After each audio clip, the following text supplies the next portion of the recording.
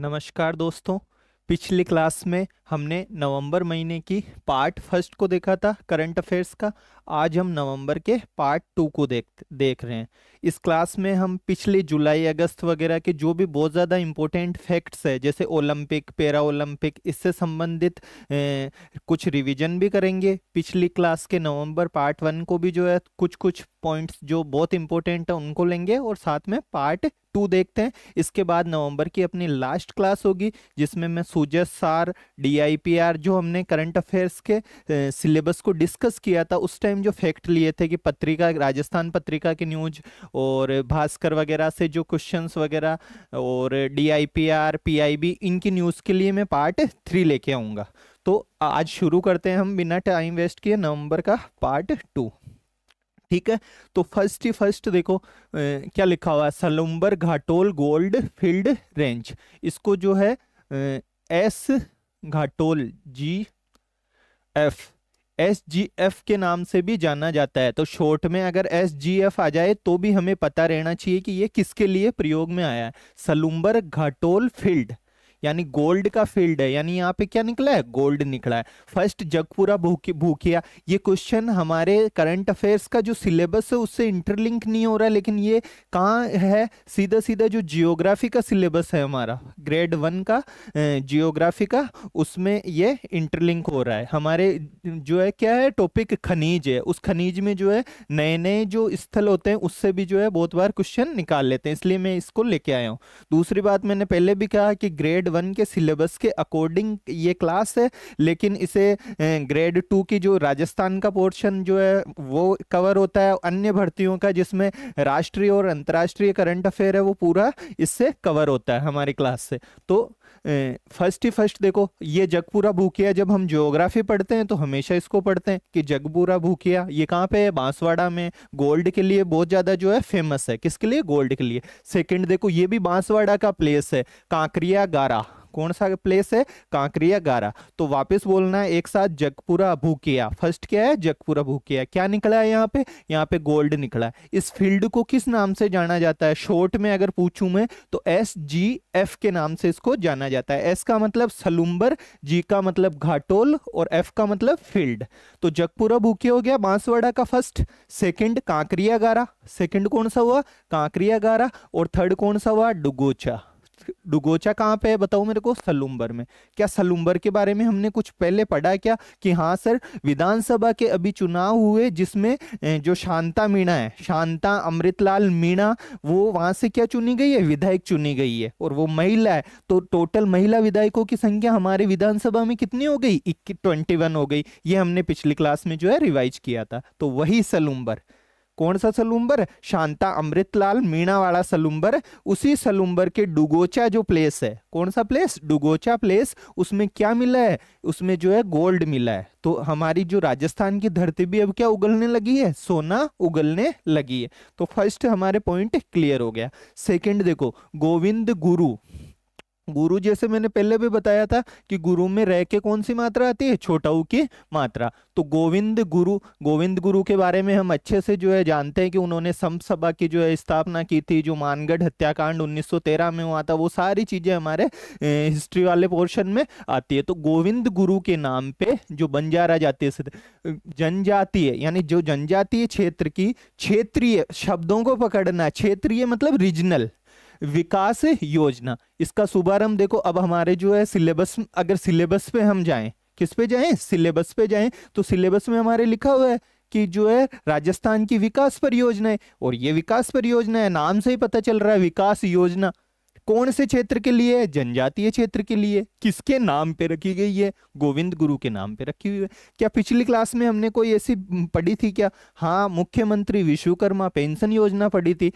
वापस quick revision कर रहे हैं। 41 से 45 साल के जो है इसमें कर सकते हैं, आवेदन कर सकते हैं। जो मतलब 3 अपन ने अलग अलग क्या पढ़ी थी, श्रेणियां पढ़ी थी। 100 रुपए जो है मंथली। 60 साल बाद में उनको कितने रुपए पेंशन मिलेगी, 3000 रुपए पेंशन मिलेगी। और मैंने पिछली क्लास में हमने रिवाइज किया था कि पन्नाधाय के नाम पर जो मुख्यमंत्री बाल गोपाल दूध योजना थी, उसको किसके नाम पे कर दिया? पन्नाधाय के नाम पे कर दिया। ऐसे ही जनजातीय जो क्षेत्रीय विकास योजना, डेट इसकी याद रखनी है हमको, 15 नवंबर 2024 को जो है ये शुरू हुई। उद्देश्य तो हम ऐसे ही पता लगा लेंगे कि भाई क्या उद्देश्य होगा कि जनजातीय क्षेत्र यानी जो आदिवासी वगैरह है या परंपरागत जो वन निवासी है, उनके किसके लिए ये शुरू की गई है? कल्याण के लिए ये शुरू की गई है। क्या ऐसा कुछ और भी हम पिछली क्लासेस में बहुत सारे स्टूडेंट्स ने पिछली हमारी क्लासेस नहीं देखी, तो कुछ कुछ जो है, जैसे इंडिया लेवल पे जाएं तो हम जो है धरती आबा कार्यक्रम चल रहा है, प्रधानमंत्री उन्नत कार्यक्रम, नाम याद रखना है बस, धरती आबा, प्रधानमंत्री जनजातीय ग्राम उन्नत, ऐसे उसका पूरा नाम है, उत्कर्ष अभियान। लेकिन जो है फर्स्ट पॉइंट हमको याद रखना है, जो आगे का नाम है उसी से ही जो है क्लियर हो जाता है हमारे क्वेश्चन। धरती आबा, धरती के आबा किसको कहा जाता है? बिरसा मुंडा को कहा जाता है। तो मोदी जी ने जो है ये 2 अक्टूबर को ये जो है झारखंड के हजारीबाग से, कौन से स्थान से? झारखंड के हजारीबाग जो स्थान है उससे ये धरती आबा प्रधानमंत्री जनजातीय उन्नत कार्यक्रम चलाया। तो देखो जनजातियों से संबंधित है, किससे संबंधित है? जनजातियों से। ऐसे ही हमने प्रथम आदि गौरव सम्मान जो कार्यक्रम है बांसवाड़ा के मानगढ़ धाम में हुआ था, कितनी तारीख को हुआ था बताओ? अक्टूबर की, जब करंट अफेयर्स की मैं अलग से क्लास लेकर आऊंगा उसमें देखेंगे हम, 4 अक्टूबर को। मैंने पहले कहा अक्टूबर और जुलाई अगस्त की कुछ बहुत इंपॉर्टेंट जो स्कीम्स है उसको भी हम जो है साथ में इसमें रिवाइज करते जा रहे हैं नवंबर की, और पिछली नवंबर की क्लास को भी करते जा रहे हैं। तो 4 अक्टूबर को क्या हुआ बताओ मेरे को? जो आदि गौरव सम्मान पहली बार हुआ है, इसलिए इंपॉर्टेंट है, और राष्ट्रपति जी आए थे उसमें। राष्ट्रपति कौन है हमारे? द्रौपदी मुर्मू। कहां पे हुआ था? बांसवाड़ा के मानगढ़ धाम में हुआ था। तो ये हो गया आदि गौरव वाला। कौन सा वाला? आदि गौरव। आदि तो पता ही है, आदि का मतलब क्या होता है? देखो आदि हिंदी में भी अगर हम देखें तो आदिवासी शब्द, तो ये आदि और ये आदि, ये युग्म शब्द में हम देखते हैं। आदि का मतलब, जैसे हिंदी वाले स्टूडेंट है तो आदि काल, उनके अलग अलग भक्ति काल, आदि काल, तो वही तो है आदि। आदि का मतलब अगर देखा जाए तो पहला होता है, और इस आदि कि वह शराब का आदि है या किसी और चीज का आदि है, तो आदि का मतलब इसका क्या हो गया? आदत हो गया। तो वो ही आदि गौरव यानी उनके जो पहला, यानी जो जनजातियों के गौरव से संबंधित ये मतलब कार्यक्रम था। कब हुआ? 4 अक्टूबर को। धरती आबा वाला कब हुआ बताओ मेरे को? 2 अक्टूबर को। कब हुआ? 2 अक्टूबर को। झारखंड के कौन से स्थान से? हजारीबाग से। ठीक है, ये पॉइंट हमारे क्लियर हो गया। अगला पॉइंट देखो क्या लिखा हुआ है, वीर बालिका कालीबाई का जो के नाम पे जो है एक संग्रहालय बन रहा है। क्या बन रहा है? संग्रहालय बन रहा है। तो देखो अब कालीबाई देखते ही ये नहीं है कि हम जो है कोई अलग डिस्ट्रिक्ट रहे हैं, कौन से जिले में जो है स्थापित किया जा रहा है? उदयपुर में। कालीबाई के बारे में हम अच्छे से जानते हैं कि जिन्होंने 20 जून 1947 को अपने गुरु जो सेंगाबाई थे उनके लिए अपने प्राण त्याग दिए, इसलिए उनके नाम पे जो है बहुत सारी स्कीम्स भी चलती है, जैसे स्कूटी वाली वगैरह। तो वीर बालिका कालीबाई संग्रहालय कहां पे बन रहा है बताओ मेरे को? उदयपुर में बन रहा है। कहां पे बन रहा है? उदयपुर में ये जो है स्थापित किया जा रहा है। तो ये दो हम एक तरीके से मैपिंग में जो है ऐसे देखें, राजस्थान, तो ऐसे थोड़ा सा 1-2 बार जो है करेंगे तो याद हो जाएगा। देखो अभी तीनों चारों न्यूज आई वो इसी एरिया की है। देखो डुगोचा सलुम्बर इस साइड में ही है कि नहीं है? डुगोचा सलुम्बर जो जिले में, आनंदपुरा, भूकिया, कांकरिया, गारा, क्या मिला यहाँ पे बताओ मेरे को? गोल्ड मिला। क्या मिला यहाँ पे? गोल्ड। तीनों प्लेस याद हो गए कि नहीं हो गए? आनंदपुरा, भूकिया, काकरिया, गारा, कौन सा? काकरिया, गारा और डुगोचा। और क्या है? डुगोचा। वीर कालीबाई संग्रहालय कहाँ पे बन रहा है बताओ मेरे को? कालीबाई जो संग्रहालय है वो बन रहा है उदयपुर में। कहाँ पे बन रहा है? उदयपुर में वो बन रहा है। ओ ठीक है। और इसके अलावा गुरु गोविंद गुरु के नाम पे जो स्कीम चल रही है वो कब चली? 15 नवंबर को चली। ये सारी चीजें। संग्रहालय देखो ऐसे लिखते हैं, संग्रहालय। मैंने पहले ही कहा था मैं हिंदी की जो है ग्रेड 1 की अलग से क्लासेस नहीं लाऊंगा, जितनी भी क्लासेस होगी उनमें सब में हिंदी को जो है एक साथ जो है डाल देंगे। जैसे संग्रह कैसे लिखते हैं? संग्रह इस तरीके से लिखते हैं, और संग्रहित लिखाते हैं जब, तो संग्रहित ऐसे हो जाता है। ये गृह है ऐसे हो जाता है, ध्यान रखने की बात है। और देखो इससे इंटरलिंक करो, अनुग्रह, ये अनुग्रह है इस तरीके से लिखेंगे। अनुग्रहित अगर लिखाएंगे तो ये अनुग्रहित लिखा हुआ क्या है? सही है। तो इस तरीके से हमें थोड़ी इंटरलिंकिंग अप्रोच रखनी है। संग्रहालय, ये संग्रह, संग्रह यानी इकट्ठा करना, ये संग्रहित, ठीक है। अनुग्रह सेम ऐसे के ऐसा ही अनुग्रह। संग्रह लिखना तो देखो सबको आता है, हम ऐसे लिखते हैं। कोई ऐसा है क्या जो संग्रह को ऐसे लिखने लग गया? कोई नहीं लिखते, सारे जो है संग्रह ऐसे लिखते हैं। संग्रहित, संग्रहित लिखने में हम क्या कर देते हैं? गलती कर देते हैं। अनुगृहित लिखने में हम क्या कर देते हैं? गलती कर देते हैं। तो ये थोड़ा सा हमें ध्यान रखना है, बीच में आ गया इसलिए मैंने बता दिया। वीर काली बालिका कालीबाई संग्रहालय पता चल गया कहाँ पे स्थापित हो रहा है? उदयपुर में। कहाँ पे स्थापित हो रहा है? उदयपुर में ये स्थापित हो रहा है। आगे देखो, ऑपरेशन लाडली, नाम से ही पता चल रहा है। देखो ऐसे जो स्कीम्स होती है ना, उनमें जो है सीधा उठा करके उसका उद्देश्य पूछा जाता है। जैसे संस्कृत डिपार्टमेंट में क्या पूछा? एनपीएस वात्सल्य। अब जिसको वात्सल्य किसको बोलते हैं? माता पिता का जो प्रेम होता है बच्चे को, उसको बोलते हैं। तो अगर थोड़ा बहुत भी एनपीएस स्कीम जो गवर्नमेंट सेक्टर के एम्प्लॉय है उनके लिए चलती है, अब तो खैर चेंज हो गई, वात्सल्य। तो वात्सल्य क्या होता है? प्रेम होता है। तो ऑटोमेटिक जो है इससे पकड़ लेते हैं बच्चों के लिए है यार। ये किसके लिए है? बच्चों के लिए। अगर वर्डिंग पकड़ना आ गई तो 4-5 क्वेश्चन पूरे पेपर में जो है अलग से हम करवाएंगे, चाहे करंट के हो चाहे पॉलिटी के हो या कोई अलग सब्जेक्ट के। तो लाडली, लाडली का मतलब क्या होगा? बालिकाओं के लिए रहेगी। किसके लिए रहेगी? बालिकाओं के लिए। और क्या समस्या है? देखो ये समस्या पे जो है फोकस करना है। क्या है? बाल विवाह जैसी जो कुप्रथा है, कैसी कुप्रथा? बाल विवाह जैसी कुप्रथा के लिए कौन सा डिपार्टमेंट चला रहा है? पुलिस विभाग ने जो इसको चलाया है। नाम याद रखना, इसकी डेट वगैरह ज्यादा अपने को नहीं है, बस ऑपरेशन लाडली। ऐसे ही जो है देखो, राजस्थान सरकार, इससे भी ज्यादा जो इंपॉर्टेंट 3-4 स्कीम्स हमने पिछली क्लासेस में जो है डिस्कस करी है, वापस ये तो हमेशा के लिए स्कीम बन गई। लाडो प्रोत्साहन योजना। कौन सी योजना? लाडो प्रोत्साहन योजना। बताओ कब से चली थी? पिछली क्लासेज हमने देखी थी 1 अगस्त 2024 से लागू हुई है। कब से लागू हुई है? 1 अगस्त 2024 से। हम शुरू से ही पढ़ते आए कि पहले राजश्री स्कीम चलती थी। उस राजश्री में 6 किस्तों में, कौन सी स्कीम? राजश्री स्कीम। उसमें 6 किस्तों में जो है 50,000 रुपए दिए जाते थे। उसी को मॉडिफाई किया है, राजश्री स्कीम को क्या किया है? मॉडिफाई किया है। और किस नाम से कर दिया? लाडो प्रोत्साहन योजना। किससे? लाडो प्रोत्साहन योजना। अब इसमें 6 की जगह देखो 6 + 1 किस्त और बढ़ा दी, तो टोटल किस्तें कितनी हो गई? 7। कितनी हो गई? 7। राजश्री योजना में कितने रुपए देते थे? 50,000 रुपए। इसमें कितने दे दिए? ये 1 किस्त बढ़ाई ना, तो इस किस्त में 50,000 और बढ़ा दिए। लो सा 50,000 और जो है दे देते हैं। तो लाडो प्रोत्साहन योजना कितनी किस्तें? 7 किस्तें। टोटल रुपए कितने हो गए बताओ मेरे को? 1 लाख। पहले कितने थे? 50,000। कौन सी स्कीम थी पहले? राजश्री।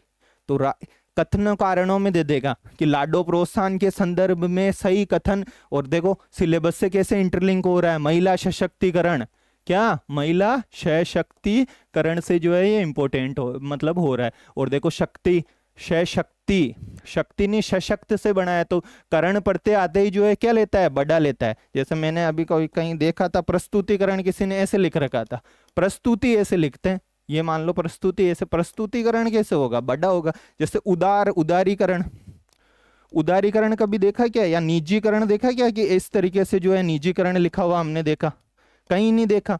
निजीकरण, निजी भी ऐसे ही लिखते हैं, निजी भी ऐसे ही लिखते हैं। और ये करण, वैश्वीकरण, निजीकरण, उदारीकरण, सब में कैसी मात्रा लगती है? बड़ी की। शुद्ध शुद्ध में पूछ लेगा सशक्तिकरण को, तो सशक्तिकरण कौन सी मात्रा लगानी है? बड़ी मात्रा उसमें लगानी है। तो महिला सशक्तिकरण हमारे वुमेन एम्पावरमेंट सिलेबस में दिया हुआ है, उससे ये इंटरलिंक हो रहा है। कौन सा ऑपरेशन चल रहा है? ऑपरेशन लाडली। किसके लिए? बताओ मेरे को। बाल विवाह जैसे कुप्रथा करो। एक ऐसा ही हमने पोषित लाडो अभियान भी पढ़ा था। कौन सा अभियान? पोषित लाडो। कौन सी जगह से चल रहा था पोषित लाडो? 12 से। किस लिए? एनीमिया जो रोग हो जाता है बालिकाओं में, उससे मतलब मुक्ति के लिए जो है कौन सा अभियान चल रहा था? पिछली क्लासेस में हमने देखा था। और ये ऐसे फैक्ट में वापस रिवाइज करा रहा हूँ जो हमेशा हमारे इंपॉर्टेंट है, 1-1.5 साल तक कहीं नहीं जाएंगे। ये कौन सा अभियान? पोषित लाडो अभियान। कौन से जिले से चला बताओ मेरे को? 12 जिले से। और किससे रिलेटेड? ये एनीमिया, जो ब्लड की जो कमी वगैरह हो जाती है, इससे रिलेटेड। तो पोषित लाडो अलग है, लाडो प्रोत्साहन अलग है, और ऑपरेशन लाडली अलग है। ऑपरेशन लाडली बाल विवाह से संबंधित है, पुलिस विभाग चला रहा है। लाडो प्रोत्साहन जो किस्त में, जो एक तरीके से वुमेन एम्पावरमेंट का एक अच्छा उदाहरण है, जिसमें 7 किस्तों में कितने? 1 लाख रुपए। 1 अगस्त 2024 से चला और ये 12 में चल रहा है। तो ये हमारे समझ में आगे होगा। आगे देखो, मैंने कहा था कल या परसों से मंगलवार से जो है इसमें ऐप का मैंने बताया ही था कि आप एएल क्लासेज बहुत सारे प्रैक्टिस के लिए बोल रहे थे, तो मंगलवार से जो इसमें क्वेश्चन 10 रोज के 10 या जो भी है क्वेश्चन अपलोड करना शुरू हो जाएंगे। करंट पॉलिटी वगैरह के जो भी हमने टॉपिक पढ़ लिए हैं उनके जो है क्वेश्चंस, आप ये ऐप डाउनलोड कर लीजिए, सर का ऐप है एएल क्लासेस। और पहले बताया था मैंने, ये ऐप जो है अपने क्या है, कंप्लीटली फ्री है, तो आप इसको डाउनलोड कर सकते हैं, इसमें क्वेश्चंस वगैरह अपलोड कर देंगे। आगे देखो क्या लिखा हुआ है, मानिनी कौशिक। क्या लिखा हुआ है, मानिनी कौशिक। अब मानिनी कौशिक जो है कौन है, पहली बात तो जो है देखते हैं हमारे को ऐसी कोई न्यूज दिखे उनमें कौन कौन से फैक्ट्स को हमें पढ़ना है, ये देखना है। तो पहली बात तो जो है देखो क्या हुआ, विश्व यूनिवर्सिटी चैंपियनशिप हुई। कौन से स्थान पे हुई, नई दिल्ली में हुई। कहाँ पे हुई, नई दिल्ली में। क्या हुआ, विश्व यूनिवर्सिटी चैंपियनशिप। इसमें कौन सी खिलाड़ी, शूटिंग खिलाड़ी, क्या नाम है, मानिनी कौशिक। इन्होंने क्या जीते हैं, स्वर्ण और रजत पदक जीते हैं। तो मानी नाम याद रखना है, मानिनी कौशिक। अपने जनरली जो है सीधा क्वेश्चन पूछता है कि मानिनी कौशिक का संबंध किस खेल से है। जो जैसे मान लो मनु भाकर है तो वो उसमें कुछ भी पूछ सकते हैं, लेकिन इस तरीके के में जो है जनरली खेल का नाम पूछा जाता है। फिर भी हम देख लेते हैं कि नई दिल्ली में, कौन से स्थान पे, नई दिल्ली में जो वर्ल्ड यूनिवर्सिटी चैंपियनशिप हुई उसमें मानिनी कौशिक जो शूटिंग खिलाड़ी है उन्होंने क्या जीता है, स्वर्ण भी जीता है और क्या जीता है, रजत पदक भी जीता है। तो ये बात समझ में आ गई। अब ऐसे देखो एक मणिका बत्रा, मानिनी से थोड़ा सा नाम याद रख लो, मणिना बत्रा, ये भी काफी जो टेबल टेनिस की खिलाड़ी है और काफी जो इंडिया में टेबल टेनिस का कोई उदाहरण है महिलाओं में, तो ये जीत तो नहीं पाए थे ये इसमें, लेकिन अच्छा संघर्ष किया था जो ओलंपिक हुआ था। कौन, क्या नाम बताया, मणिका बत्रा। कौन से खेल से संबंधित है, टेबल टेनिस से संबंधित है। तो ये मानिनी कौशिक, नई दिल्ली में ये चैंपियनशिप हुई। अब मैं थोड़ा सा जो है, मैंने पहले ही कहा था कि पिछली क्लास में हमने पैरा ओलंपिक का देखा था, आज इसमें मानिनी कौशिक आ गया। थोड़ा सा क्या देख लेते हैं हम, ओलंपिक का भी कुछ देख लेते हैं। पहली बात तो जो अवार्ड जीते, तो 1+5 क्या याद रखना है, ओलंपिक में, पैरा ओलंपिक नहीं बोल रहा हूँ, क्या बोल रहा हूँ, ओलंपिक। ओलंपिक के अवार्ड कैसे याद रखने हैं, 1+5। 1 क्या है बताओ मेरे को, रजत। 5 क्या है, कांस्य। तो भारत ने टोटल कितने पदक जीते पूछ ले वे, 6। कथन कारणों में इस तरीके के आजकल क्वेश्चन देने लग गया है वो।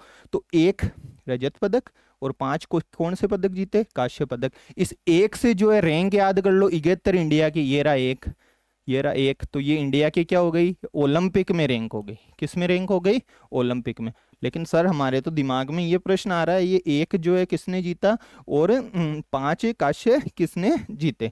तो रजत तो सबको ही पता है, किसने जीता था बताओ मेरे को, नीरज चोपड़ा ने। किसने जीता था, नीरज चोपड़ा ने। और किसमें जीता था, जेवलिन थ्रो में। ये खेल हमको पता ही है, लेकिन आजकल हम पढ़ ही रहे थे कि वो डीप क्वेश्चंस में जाने लग गया है। तो मान लो कितने मीटर जो है इन्होंने फेंका, तो 89 पॉइंट, अपन ने पढ़ा ही था, 89.45 मीटर जो है इन्होंने फेंका। तो ये हो गया रजत। कांस्य हम इसी क्लास में आगे चलते चलते जो है देख लेंगे। एक तो पहले पढ़ के आए हैं कि हॉकी, भारतीय हॉकी ने क्या जीता, कांस्य। तो अभी हॉकी के कोई खिलाड़ी आएंगे तो उसके साथ में याद करा दूंगा। मनु भाकर, सरब ने 1 जीता, फिर सरबजोत सिंह ने, वो अभी हम जो है देखते जाएंगे, स्वप्निल कुसाले वगैरह जो भी है, एक साथ बताऊंगा तो भूल जाएंगे हम। तो ओलंपिक, इतनी सी एक बात अभी याद रखनी है, ओलंपिक में टोटल कितने, 1 दिमाग में माइंड में मैपिंग करनी है, 1+5। 1 क्या है, रजत है। 5 क्या है, कांस्य है। 5 क्या है, कांस्य। हमने 1 रजत याद कर लिया। रजत कौन है बताओ मेरे को, रजत ने जो है, रजत पदक किसने जीता, नीरज चोपड़ा ने। क्या गोल्ड जीता क्या, कथन कारणों में दे देंगे जो है, ओलंपिक में 1 गोल्ड जीता, जीता क्या, नहीं जीता, रजत जीता। किसने जीता, नीरज चोपड़ा ने जीता। किस में जीता, जेवलिन थ्रो में। कितने मीटर जेवलिन थ्रो फेंका, 89.45 मीटर। कांस्य कितने हैं, 5। तो वो कांस्य भी अभी हम क्या कर लेंगे, इसमें चलते चलते ही कहीं देख लेंगे। तो ये कांस्य भी जो हमें ध्यान है रखने। तो मानिनी कौशिक का पता चल गया, मणिका बत्रा का पता चल गया। मानिनी मणिका अलग खिलाड़ी है, मानिनी कौशिक शूटिंग से संबंधित है, गोल्ड और विश्व यूनिवर्सिटी चैंपियनशिप में। क्या पिछली क्लास में ऐसा कुछ पढ़ा था क्या हमने, हाँ सर, राजगीर बिहार में जो महिला एशियन हॉकी चैंपियनशिप हुई थी, जिसमें भारत ने जो है, भारतीय महिला हॉकी टीम ने किसको हरा दिया, चीन को हरा दिया। ऐसे ही भारतीय जो हॉकी टीम थी उसने भी एशियन चैंपियनशिप में किसको हरा दिया था, चीन को। तो हॉकी महिला टीम भी जो है विजेता, और हॉकी की पुरुष टीम भी विजेता। किससे विजेता? चीन से विजेता। किससे विजेता? चीन से। ये बहुत इंपॉर्टेंट जो है फैक्ट है विक्रांत मैसी का।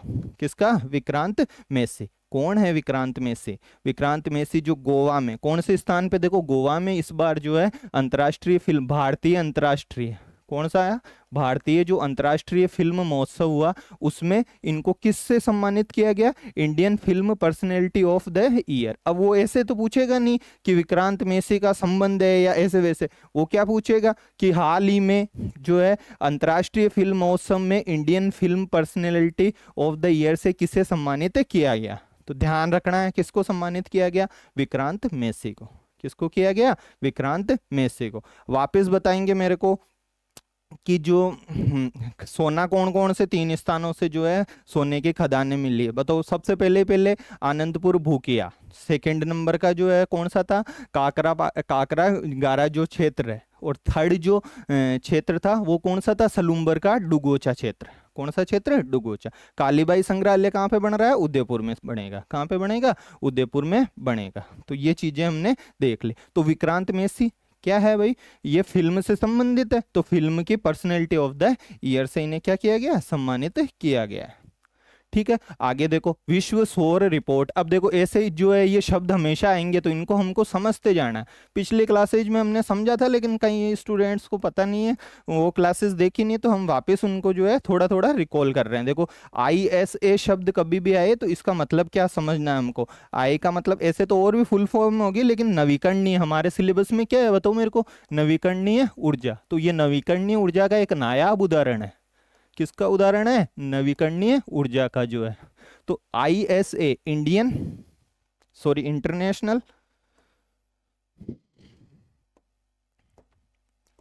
इंटरनेशनल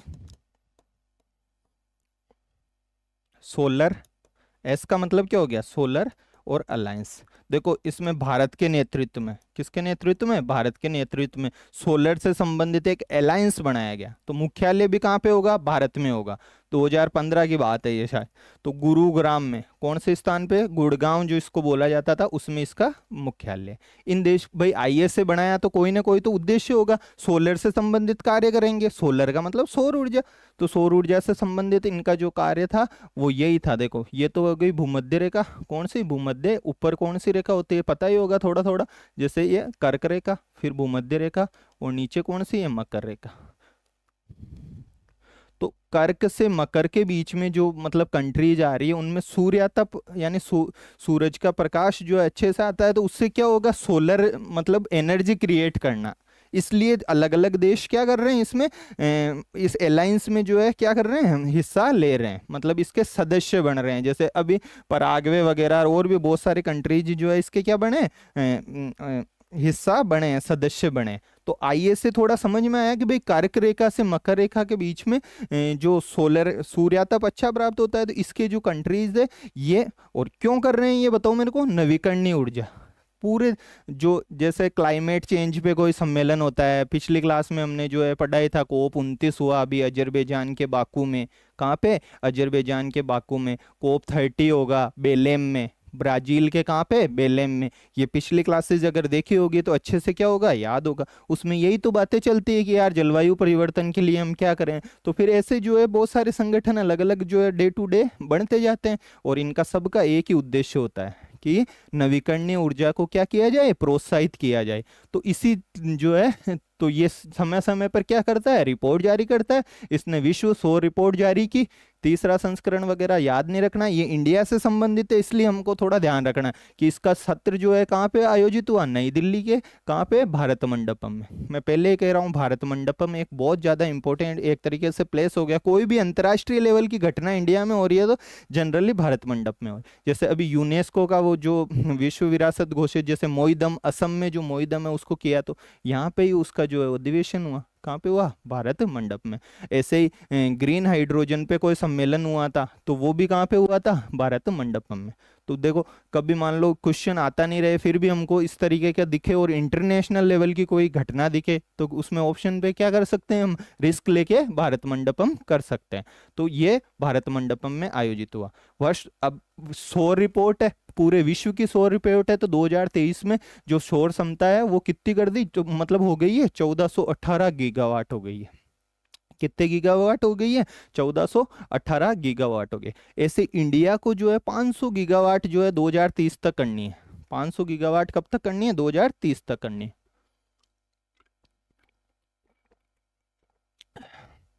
तो ये चीजें, ये कोई इतना इंपॉर्टेंट नहीं है। देखो जो नवीकरणीय ऊर्जा के क्षेत्र में विश्व किस तरीके से 2000 जब था, सन 2000 में केवल 1 गीगावाट जो है उत्पादित होती थी ये सौर ऊर्जा, केवल कितनी, 1 गीगावाट। और आज देखो 1400 गुना ज्यादा हो चुकी है, 1418 जो है गीगावाट हो गई है। तो इस तरीके के संगठन थोड़ा सा गुड़गांव में, और ऐसे कुछ भी न्यूज आए तो हमको आईएसए की न्यूज आते ही पता चलेगा कि यार ये नवीकरणीय ऊर्जा से संबंधित है। किससे संबंधित है, नवीकरणीय ऊर्जा से। आगे देखो क्या है, धूड़मारास गांव, कौन सा गांव है, धूड़मारास गांव। तो अब देखो हमारे सिलेबस में क्या लिखा हुआ है, चर्चित स्थल और व्यक्तित्व, जो भारत के चर्चित स्थल और चर्चित व्यक्तित्व, ये लिखा हुआ है। तो बताओ ये चर्चित स्थल है कि नहीं है, धूड़मारास चर्चित स्थल है, गांव है, तो कोई ऐसा क्या हो गया यार इस गांव में। तो इस गांव को देखो यूएन ने, किसने, संयुक्त राष्ट्र का जो विश्व पर्यटन संगठन होता है, अलग अलग डिपार्टमेंट होते हैं, तो इसने सर्वश्रेष्ठ पर्यटन गांव के उन्नयन के लिए इसको क्या किया है, चुना है। कहाँ पे, छत्तीसगढ़ में। छत्तीसगढ़ के कौन से जिले में, बस्तर जिले में धूड़मारास गांव। तो थोड़ा गांव का नाम और राज्य पता रखना अपन को। धूड़मारास गांव, कौन सा गांव, धूड़मारास गांव कौन से स्थान पे है, छत्तीसगढ़ में। छत्तीसगढ़ के पास में कौन लगता है, झारखंड, जहां से हमने क्या किया था, धरती आबा कार्यक्रम जो है शुरू करवाया था। किससे करवाया था, मोदी जी से करवाया था। कब करवाया था, 2 अक्टूबर को करवाया। तो धूड़मारास पता चल गया, धूड़मारास छत्तीसगढ़ सर्वश्रेष्ठ पर्यटन गांव के रूप में यूएन के पर्यटन संगठन ने चुना है इसको। क्या ऐसा ही कुछ गांव हमारे राजस्थान का भी चुना है क्या, कि इंडिया लेवल पे जो है कुछ चुना है। तो हाँ, हमने पढ़ा ही है पिछली क्लासेस में कि वो गांव कौन सा है, देवमाली गांव। कौन सा गांव, देवमाली गांव। कौन से जिले में है बताओ मेरे को, ब्यावर जिले में। ब्यावर जिले के जो देवमाली गांव है उसको सर्वश्रेष्ठ पर्यटन गांव के रूप में चुना है। अलग अलग कैटेगरीज होती है, तो उसमें कौन सी कैटेगरीज में, कैटेगरी का नाम भी याद रखना है, कौन सी कैटेगरी में, समुदाय आधारित जो पर्यटन होता है, पूरे समुदाय जो वहां पे पूरे के पूरे जो है घर कैसे बने हुए हैं, एक जैसे कच्चे बने हुए हैं और दिखने में बहुत सुंदर लगते हैं। तो इस शब्द को याद रखना है, किसको, समुदाय आधारित। अलग अलग पर्यटन गांव में अलग अलग कैटेगरीज में अलग अलग को मिले हैं, लेकिन जो ब्यावर जिले का देवमाली गांव है उसको किस में मिला है, समुदाय आधारित कैटेगरी में मिला है। कौन सी कैटेगरी में मिला, समुदाय आधारित।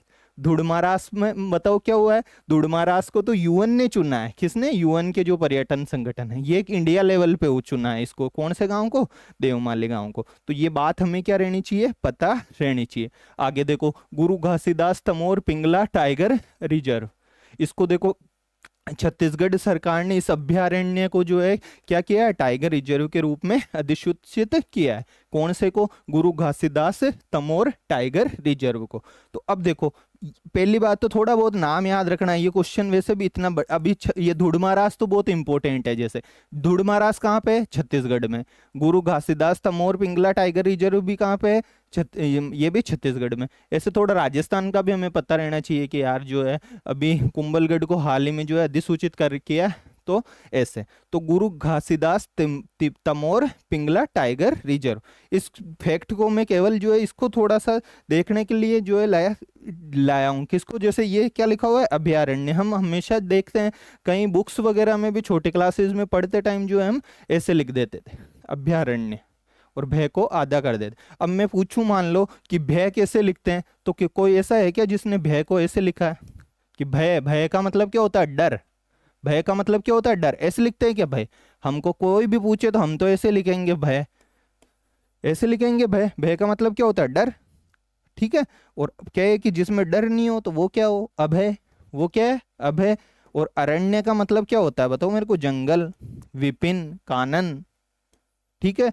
तो ये अरण्य, अरण्य का मतलब जंगल। तो ऐसा जंगल जहां पे क्या नहीं हो, भय नहीं हो बिल्कुल भी।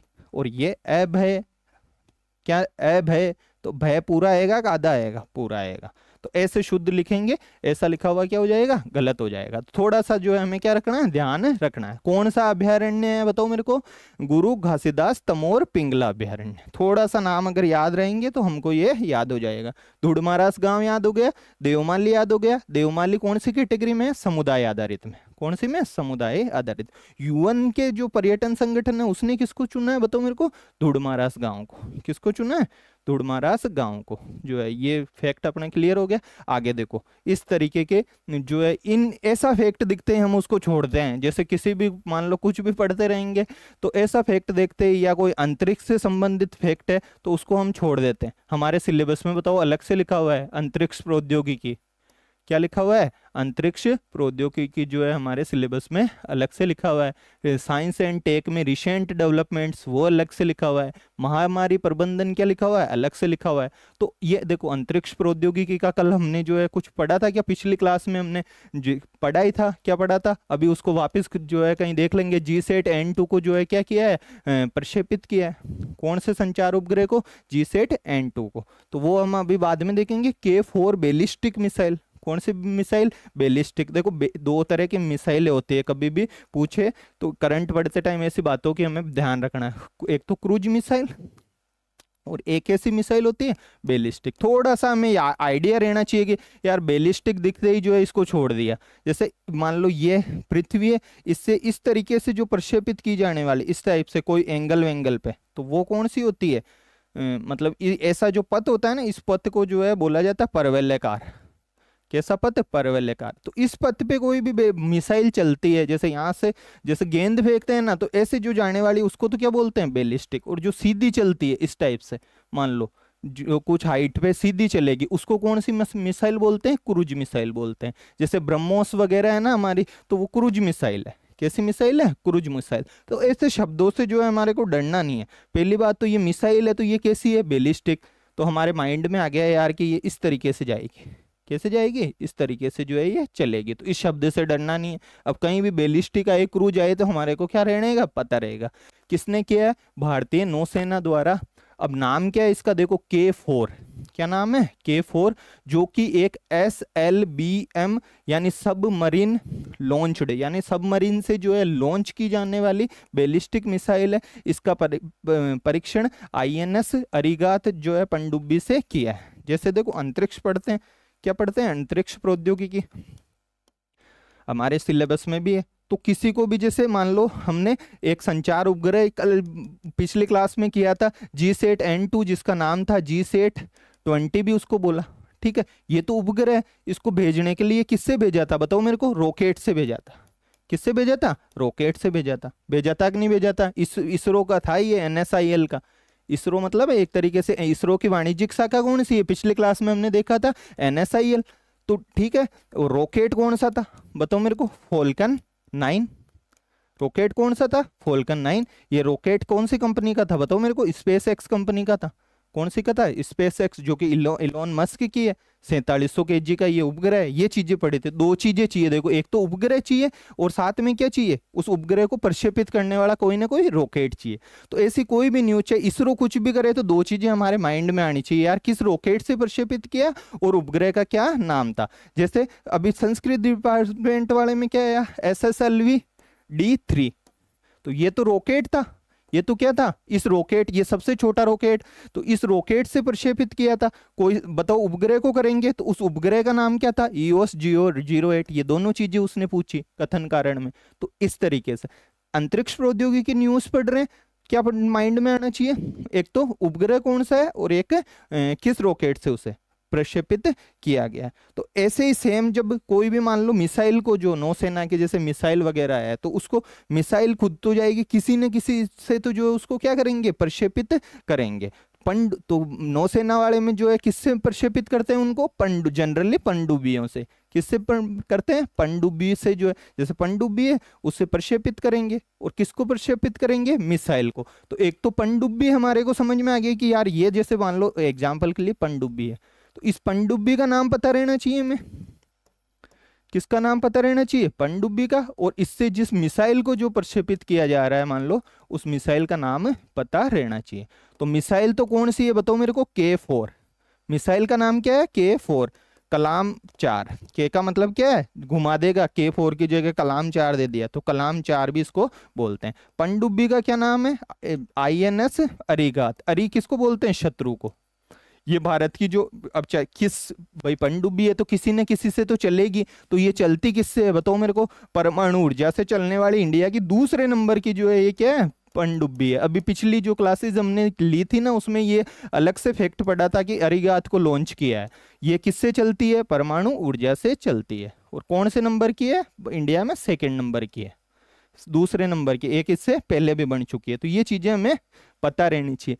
अब देखो ये इन्हीं के इर्द गिर्द अब कोई नई पनडुब्बी बनाएंगे और नई कोई जो है मिसाइल बनाएंगे, फिर हम उसको, जैसे एक बार हमारे को ऐसे लिंक पता चलने लग गया कि यार ऐसे होता है, तो नई न्यूज कोई भी आएगी तो उसमें इंटरेस्ट आएगा हमें कि यार कौन सी तो पनडुब्बी है और कौन सी क्या है उसकी मिसाइल है, कौन सा तो रॉकेट है और क्या उस सैटेलाइट का नाम है। ये अंतरिक्ष का और इसका जो है ये कॉन्सेप्ट है। तो देखो क्या नाम है भाई, K4।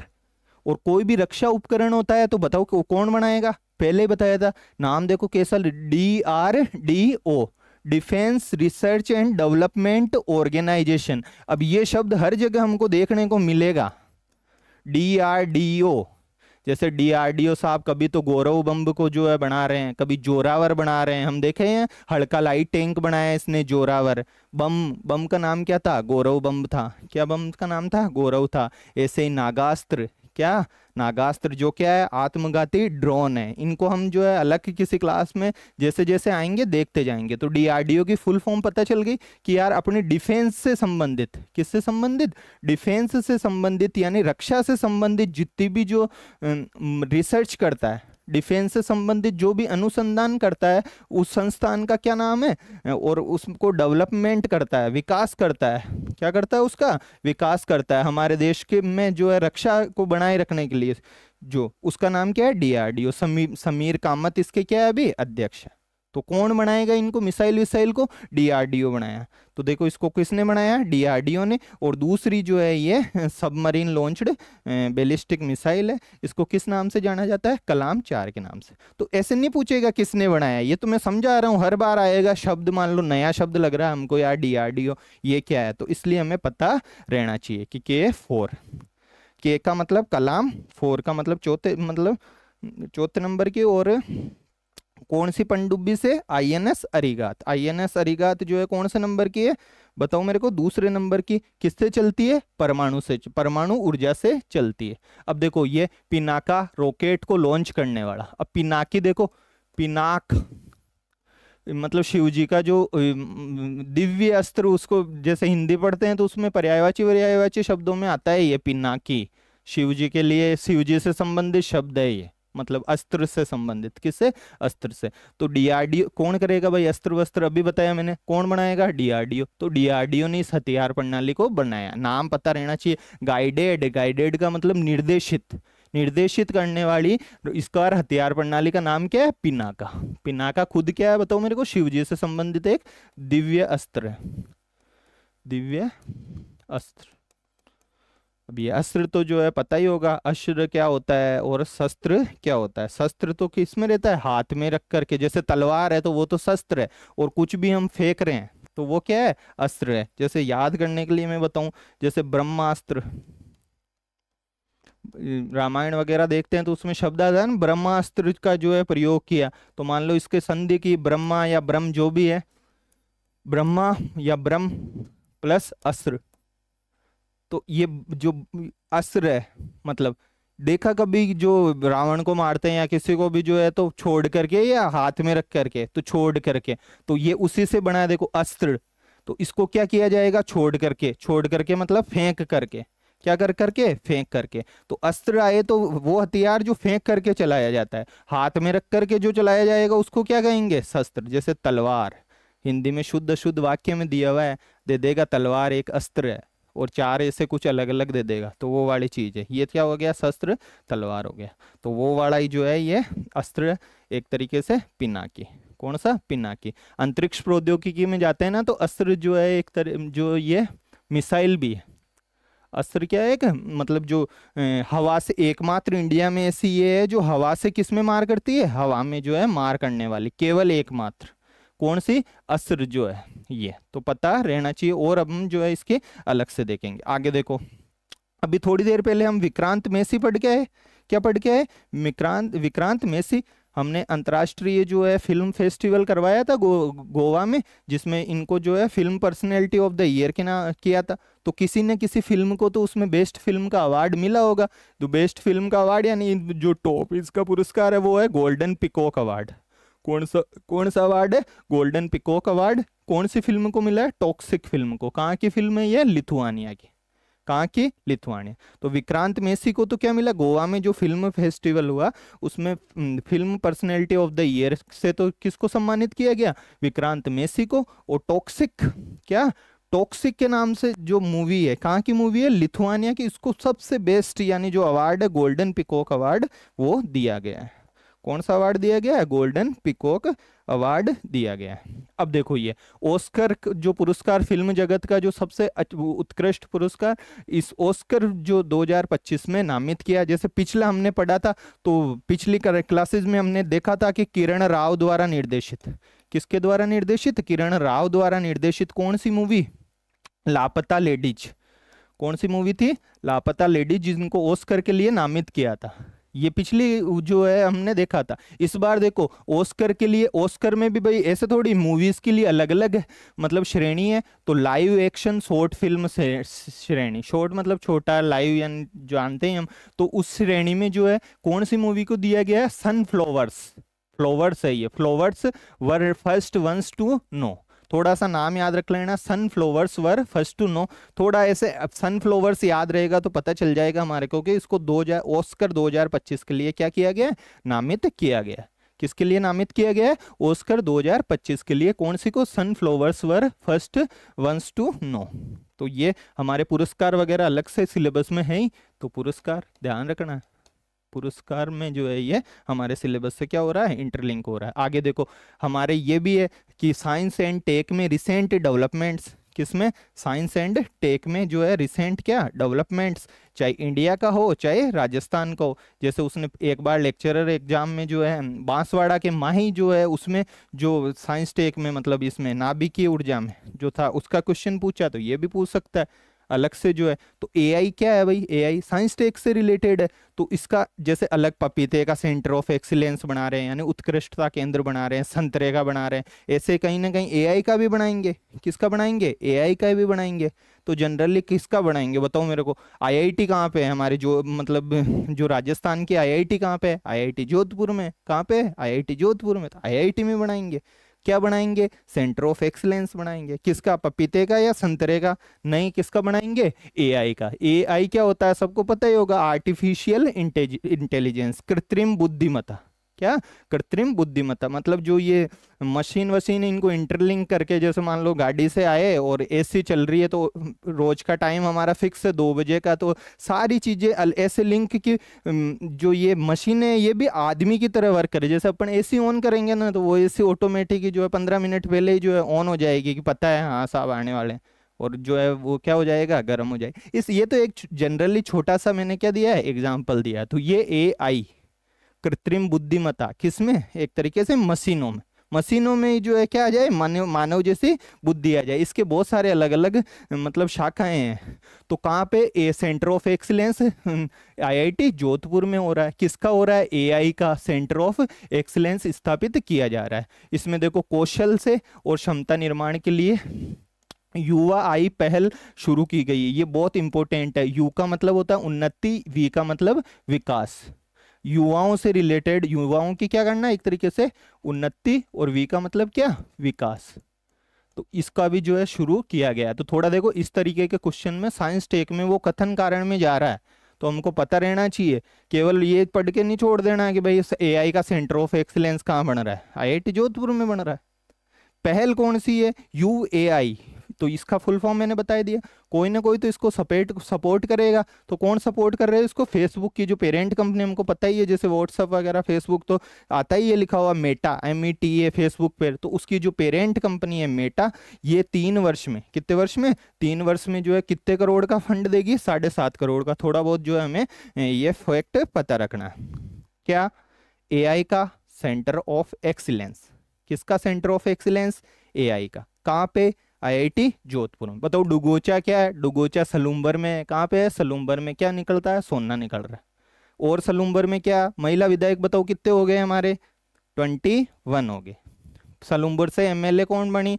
शांता अमृतलाल मीणा। कौन बनी? शांता अमृतलाल मीणा। तो ये चीजें हमें पता रहनी चाहिए। मेरे को उम्मीद है कि ये याद हो गए होंगे। 7.5 करोड़ कौन देगी? फेसबुक की पेरेंट कंपनी मेटा देगी। सेंटर ऑफ एक्सीलेंस कौन, कहाँ पे बन रहा है? AI का IIT जोधपुर में। इसी के साथ एक और सेंटर ऑफ एक्सीलेंस बन रहा है रिसेंट टेक्नोलॉजी। उसमें देखें तो पिछले महीने में हमने देखा ही था, ब्लॉकचेन से संबंधित जो ब्लॉकचेन टेक्नोलॉजी होती है, बिटकॉइन इसी पे डिपेंड रहते हैं।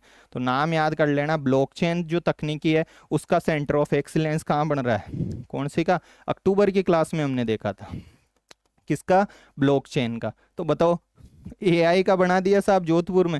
AI का कहाँ बना दिया है? जोधपुर में। तो ब्लॉकचेन का भी जोधपुर में बनने देंगे क्या? बिल्कुल नहीं बनने देंगे। जोधपुर के बाद और कौन बचता है? जयपुर।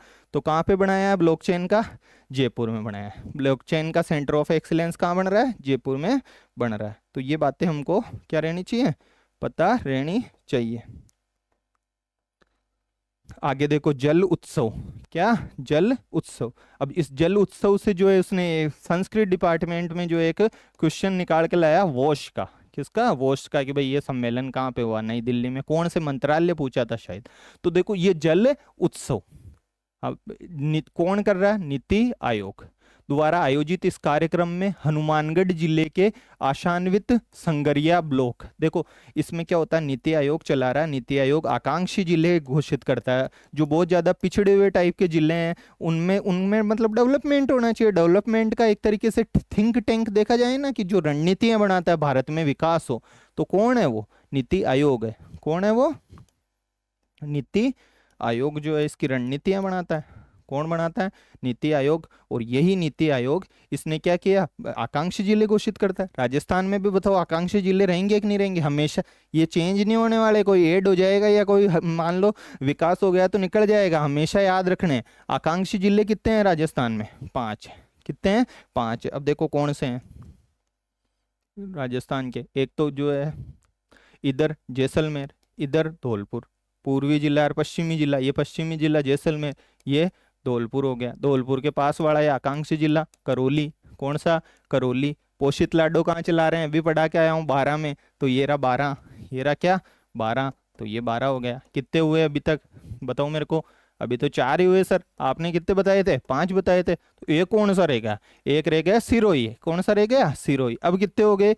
5 हो गए। तो आकांक्षी जिलों में चलता है एक तो ये नीति आयोग के आकांक्षी जिला कार्यक्रम, तो टोटल 5 है। तो इसमें जल उत्सव मनाया गया और कुछ आशान्वित ब्लॉक भी है। तो राजस्थान का बताओ कौन सा ब्लॉक था? संगरिया। कौन सा ब्लॉक? संगरिया। कहाँ पे है संगरिया? हनुमानगढ़ में। कौन सा हनुमानगढ़? सर पिछली क्लास में आपने बताया था मोनिका जो शोरान है, कौन है? रेसलिंग में जो है मोनिका शोरान जो है लेके आई है काश्य वगैरह कुछ। तो रेसलिंग मोनिका शोरान, ये हमने पढ़ाई था। क्या पढ़ा था? मोनिका भादरा की थी। कहाँ की है? भादरा की। तो ये वाली चीजें हमको याद रहनी चाहिए। ये संगरिया ब्लॉक, इसमें मनाया गया जल उत्सव। आशान्वित ब्लॉक है ये जल उत्सव हो गया। तो जल उत्सव कहाँ पे मनाया गया? हनुमानगढ़ जिले में। पोषित लाडो 12 में। पोषित लाडो कहाँ पे? 12 में। लाडो प्रोत्साहन 1 अगस्त 2024 कितने रुपए? 1 लाख रुपए। कितनी किस्तें? सर पहले 6 देते थे, अब कितनी हो गई? 7। पहले वाली स्कीम का नाम क्या था? राजश्री योजना। कौन सी योजना? राजश्री योजना। अब देखो अगला वरुण सागर। ये रहा। अभी देखो कितने यहाँ पे अजमेर और पाली में तो बहुत ज्यादा ठंड, मतलब डिफरेंस है बहुत, वहाँ तो है ही नहीं ठंड। तो वरुण सागर, तो ये यहाँ पे पीछे ही साइड जो है फोय सागर झील है, जो अकाल रात कार्यक्रम के तहत मनाई गई थी 1791 के आसपास। तो ये जो फोय सागर झील है ना, फोय ने बनाई थी, वे इंजीनियर फोय। तो कहाँ पे फोय सागर झील हम पढ़ते हैं? अन्ना सागर भी जो है अजमेर में। ये इधर तो जो है अन्ना सागर पड़ी, उधर क्या पड़ी? फाय सागर पड़ी। दोनों ही अजमेर में। आना सागर में बताओ क्या चलाया था हमने पिछली क्लासेज में, जो है बोट क्रूज चलाया था, इलेक्ट्रिक क्रूज। कहाँ पे? आना सागर में। तो पिछोला में क्या चलाया था बताओ मेरे को? पिछोला में इको फ्रेंडली बोट चलाई थी। पिछोला में तो क्या चलाई थी? Eco friendly boat. Ana Sagar में क्या? Electric cruise. आना सागर कहाँ पे? अजमेर में। कहाँ पे? अजमेर में। फोई सागर कहाँ पे? अजमेर में। तो इसी फोई सागर झील का अब नाम बदल करके अब इसको फोई सागर नहीं जानेंगे।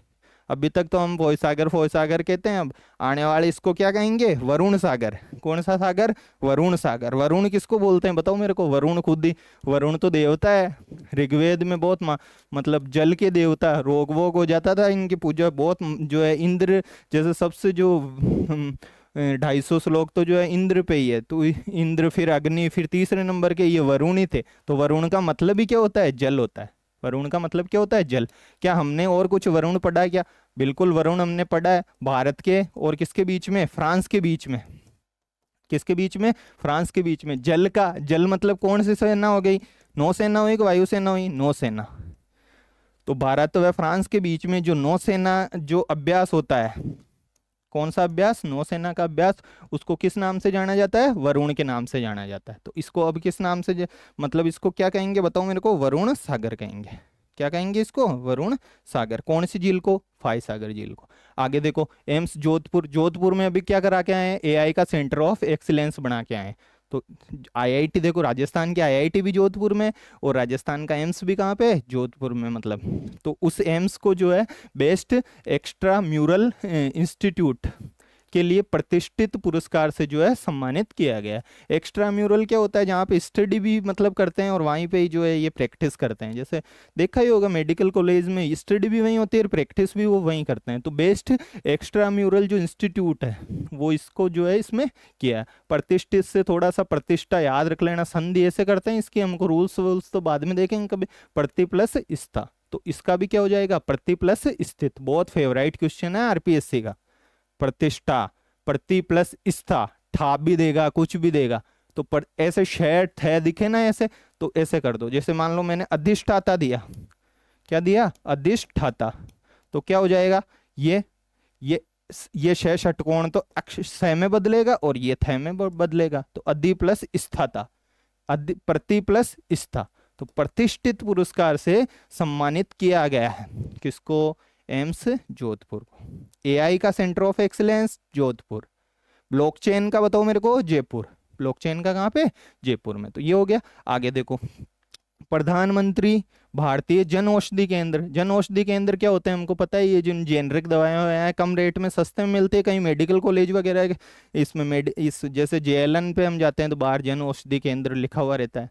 तो जन औषधि केंद्र भारत सरकार स्थापित कर रही है, कम दामों में जो है क्या मिले? दवाई मिले, जेनरिक दवाइयाँ मिले। तो जन औषधि केंद्र भाई अब सब जगह हो गया। बोले अब रेलवे स्टेशन पे भी जरूरी है, तो 3 रेलवे स्टेशन पे, कितने? 3 रेलवे स्टेशन पे इनको क्या किया जा रहा है? स्थापित किया जा रहा है। कौन कौन से 3 रेलवे स्टेशन? एक तो अधीनस्थ बोर्ड के पास वाला। अधीनस्थ बोर्ड कहाँ पे?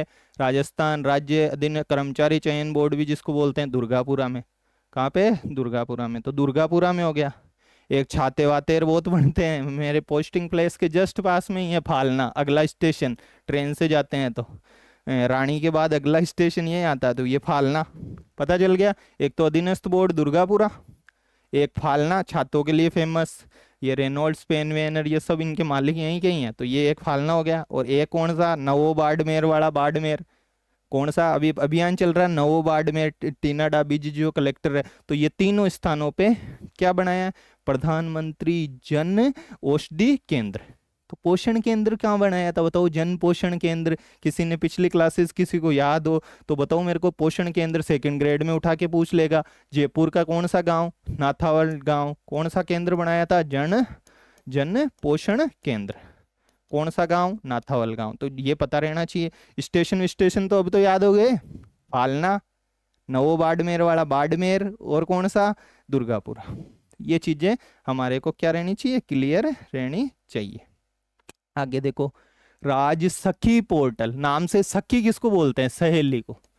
सखी किसको बोलते हैं? सहेली को। सहेली का किसी को कोई पर्यायवाची पर्यायवाची याद आता है क्या? बताओ, मैंने सही लिखा क्या सहेली का पर्यायवाची? बिल्कुल गलत लिख दिया सर। ये अल्ली तो भंवरे को बोलते हैं, भ्रमर को चंचरीक षटपद, तो ये भंवरा अल्ली।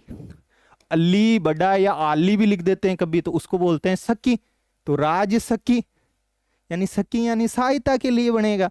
पोर्टल बनाया तो कोई ऑनलाइन प्लेटफॉर्म होगा भाई। सहायता कैसे कर सकते हैं? जो ये सेल्फ हेल्प ग्रुप होते हैं, SHG जिसको बोलते हैं, क्या बोलते हैं? SHG मतलब राजीविका चलाती है। मतलब ग्रामीण क्षेत्रों में विकास के लिए राजीविका जो है एक अलग से संस्था बनी हुई है, अपने 2010 में बनी थी। तो ज्यादा उसमें नहीं जाना, अपन को पोर्टल का नाम याद रखना है।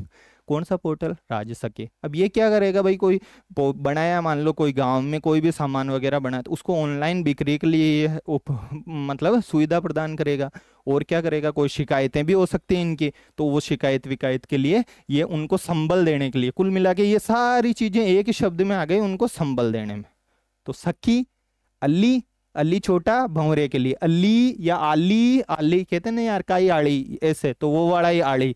आड़ी का मतलब क्या हो गया? सखी। रट्टा, रट्टा भी नहीं मारना, देखो अपन बोलते ही हैं यार, मतलब जनरली हम देखते ही हैं, आड़ी आड़ा बोलते हैं, काई आड़ा, तो वो आड़ा। तो बड़ी कभी भी जो है छोटी हम बोलते ही नहीं है, तो उसी से ही तो ये से शब्द है, तो आली ये वाला हो गया। तो राज सखी पोर्टल आ गया। ये संख्या कोई याद नहीं रखनी है, चेंज होती जाएगी, मान लो 48 लाख हो गई शायद अभी, तो इस तरीके से। तो राज सखी, अब बताओ ये पोर्टल का नाम भूल सकते हैं क्या हम? कभी नहीं भूल सकते, राज सखी पोर्टल। आगे देखो, इंदिरा गांधी पुरस्कार।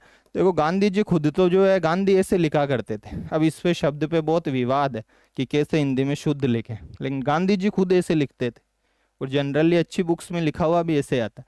तो इंदिरा गांधी पुरस्कार तो सबको अब तो लिखना आ ही गया होगा, इतनी बार बता दिया मैंने। तो इंदिरा गांधी पुरस्कार शांति वांति के लिए, निरस्त्रीकरण के लिए, इसके लिए मिलता है। तो किसको मिला है? देखो ये जो पियानो वादक है कोई, वोरेन बॉयस, क्या नाम है? वोरेन बॉयस। और एक फिलिस्तीन के कार्यकर्ता है अली अब्बू अवाद। क्या ऐसा कोई शब्द जो है देखा देखा देखा लग रहा है क्या? हाँ सर, बारबोडोस, देखो ऐसा मिल रहा है, बारबोडोस, थोड़ा थोड़ा देखो इसको, बारबोडोस के गुआना, क्या गुआना, और क्या था बताओ मेरे को? डोमिनिका, क्या डोमिनिका, तो क्या क्या? डोमिनिका, गुआना और बारबोडोस। उनका सर्वश्रेष्ठ पुरस्कार किसको मिला? मोदी जी को। RPSC का कौन सा क्वेश्चन है ये? फेवरेट क्वेश्चन है। सेंट एंड्रयू एपोस्टल जो पुरस्कार रूस का सर्वोच्च, वो भी किसको मिला? मोदी जी को मिला। किसको मिला? मोदी जी को मिला। तो ये देखो, ये शांति पुरस्कार, थोड़ा थोड़ा देखो। अब ऐसा ये शब्द कोई रट्टा नहीं मारना, लेकिन ऐसा शब्द दिख गया, देखो बारबोडोस अपन को याद है, ऐसा दिखते उस पे ऑप्शन पे अपन को टिक मार के, अपन को कौन सा कोई लिख के वहां पे आना है कि यार अपन से लिखवाएंगे इंदिरा गांधी पुरस्कार जो है किसको मिला है इस बार का। शब्द पता रहना चाहिए। एक अब्बू अवाद, अब्बू अब्बू अवाद तो हमें याद हो जाएगा, ये इसमें थोड़ी दिक्कत है। तो बारबोडोस, गुआना, डोमिनिका। और कौन सा मिला था? मार्टिन लूथर किंग का जो है वो शांति पुरस्कार, वो भी मोदी जी को मिला था। तो ये शब्द हो गया हमारे को थोड़ा थोड़ा जो है याद हो गया। आगे देखो, मिस यूनिवर्स, क्या? Miss universe. इस बार की जो मिस यूनिवर्स 2024 की कौन बनी है? तो डेनमार्क की। कहाँ की? डेनमार्क की। थोड़ा सा नाम याद रख लेना, विक्टोरिया कजेर थिलविक।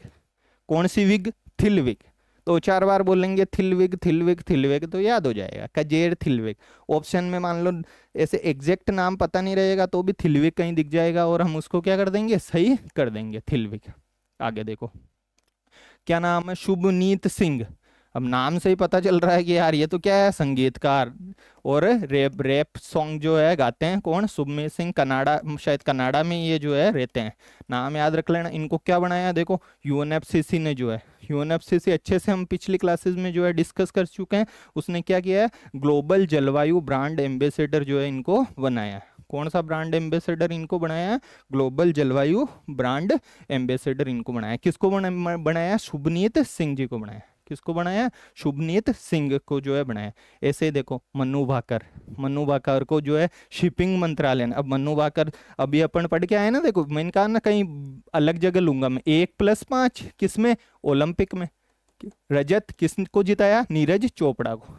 ये 1-1.5 साल तक कहीं नहीं जाएगी, ये न्यूज हमेशा आता रहेगा। 89 पॉइंट कितने मीटर फेंका? 4-5 मीटर। अब 5 काश्य जिताने थे। 5 क्या जिताने थे? काश्य। तो 5 काश्य जिताओ। एक तो 2 तो मनु भाकर को जिताओ, मनु भाकर, और 2 जगह लिख दो मनु भाकर।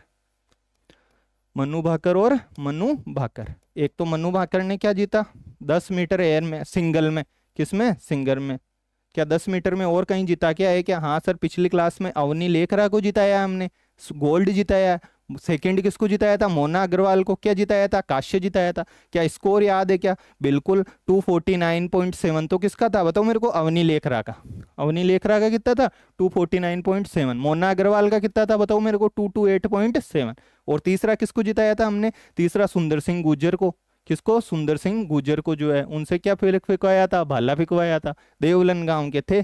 कितने मीटर? 64.96 मीटर। ये तीनों चीजें, ये तो राजस्थान के खिलाड़ी है किसमें?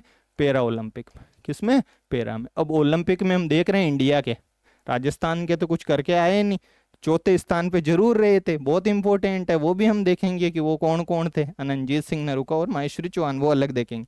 अब अपन तो काश्य याद कर रहे हैं। क्या याद कर रहे हैं? काश्य। तो मनु भाकर और मनु भाकर दो जगह लिख दो।